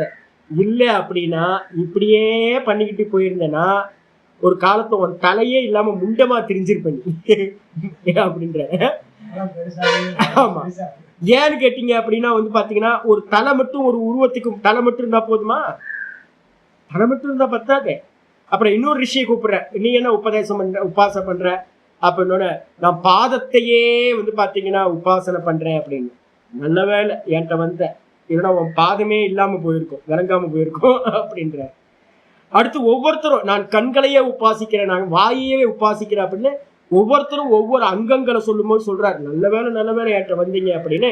அதுக்கப்புறம் அந்த அஸ்வபதி ராஜா என்ன பண்றாருன்னு கேட்டீங்கன்னா, எல்லாத்தையும் ஒன்னாக்கி, அங்கங்களை எல்லாத்தையும் ஒன்னாக்கி ஏக்க உபாசனையா வைஸ்வானர வித்யா அப்படின்னு சொல்லக்கூடிய ஒரே உபாசனையா மேல இருந்து கீழே வரைக்கும் மொத்தத்தையும் ஃபிட் பண்ணி ஒரு உபாசனை, வைஸ்வானர வித்யா விராட் உபாசனைன்னு பேர். அதை வந்து பாத்தீங்கன்னா அவர் சொல்லி கொடுக்குறார். அப்ப வந்து பிரம்மசூத்திரத்துல வந்து பாத்தீங்கன்னா இதை பத்தின விசாரம் வருது. என்ன தாற்பயம்? தலை விழுந்துருமா? தலை விழுவது அதெல்லாம் தாற்பயம் இல்லை. கால் போயிடுமா? ஒரு உபாசகனுக்கு தலை போயிடும், கால் போயிடும் சொன்ன பயமா இருக்குல்ல. அதுக்கு என்ன தாற்பயம் அப்படின்னா, இதை மட்டும் பண்ணா உனக்கு பூரண பலன் கிடைக்காது. அப்ப இங்க இருக்கக்கூடிய எதையாவது ஒண்ணுத்த மட்டும் பண்ணலாமான்னு கேட்டீங்கன்னா, 5 அதிகாரிகளுக்காக சொல்லியிருக்கேன்னு அர்த்தம். ஒவ்வொன்னையா தனித்தனியா பண்ணி கடைசியில என்ன பண்ணணும்? இது எல்லாத்தையும் ஒன்றிணைச்சு ஒரே உபாசனையா பண்ண வேண்டும் என்பது தாற்பயம். அங்க உபாசனைகள்ல வந்து பாத்தீங்கன்னா பலன் கிடைப்பதை காட்டிலும் அங்கங்களை எல்லாத்தையும் கலெக்ட் பண்ணி பூரண உபாசனையா பண்றதுதான் பூரணமான பலனை அடைவிக்கும். அதனால வந்து பாத்தீங்கன்னா இந்த மகாசகும்ஹிதா அப்படின்னு அர்த்தம். தாஹா, தானா என்ன அர்த்தம்? அவைகள். இந்த என்ற இவைகள், இந்த 5 சேர்ந்து என்ன அப்படின்னு கேட்டீங்கன்னா மகாசகும்ஹிதா. சகுங்கிதானா தனித்தனியா இருக்கிறது. மகாசகும்ஹிதா அப்படின்னா என்ன அர்த்தம்? பூரணமான ஒரு உபாசனையா ஆகிவிடுகிறது, சொல்லப்படுகின்றது. இத்தியாச்சக்ஷதை அத அதிலோகம். இதுல முதல்ல வந்து பாத்தீங்க அப்படின்னா ஒவ்வொன்னா சொல்ல ஆரம்பிக்கின்றோம். என்னெல்லாம் சொல்ல போறோம் நாளையில இருந்து பார்க்கணும். இதோட நிப்பாட்டுங்க, மீதிய நாளைக்கு. ஓம் பூர்ணமத பூர்ணமிதம் பூர்ணாத் பூர்ணமுதச்யதே பூர்ணஸ்ய பூர்ணமாதாய பூர்ணமேவாவசிஷ்யதே. ஓம் சாந்தி சாந்தி சாந்தி. ஹரி ஓம் ஸ்ரீ குருப்யோ நமஹ. ஹரி ஓம். ஓம் காயேன வாசா மனசேந்திரியைர்வா புத்யாத்மனா வா பிரகிருதேர் சுபாவாத் கரோமி யத் சகலம் பரஸ்மை நாராயணாயேதி சமர்ப்பயாமி. ஓம் தத்சத்.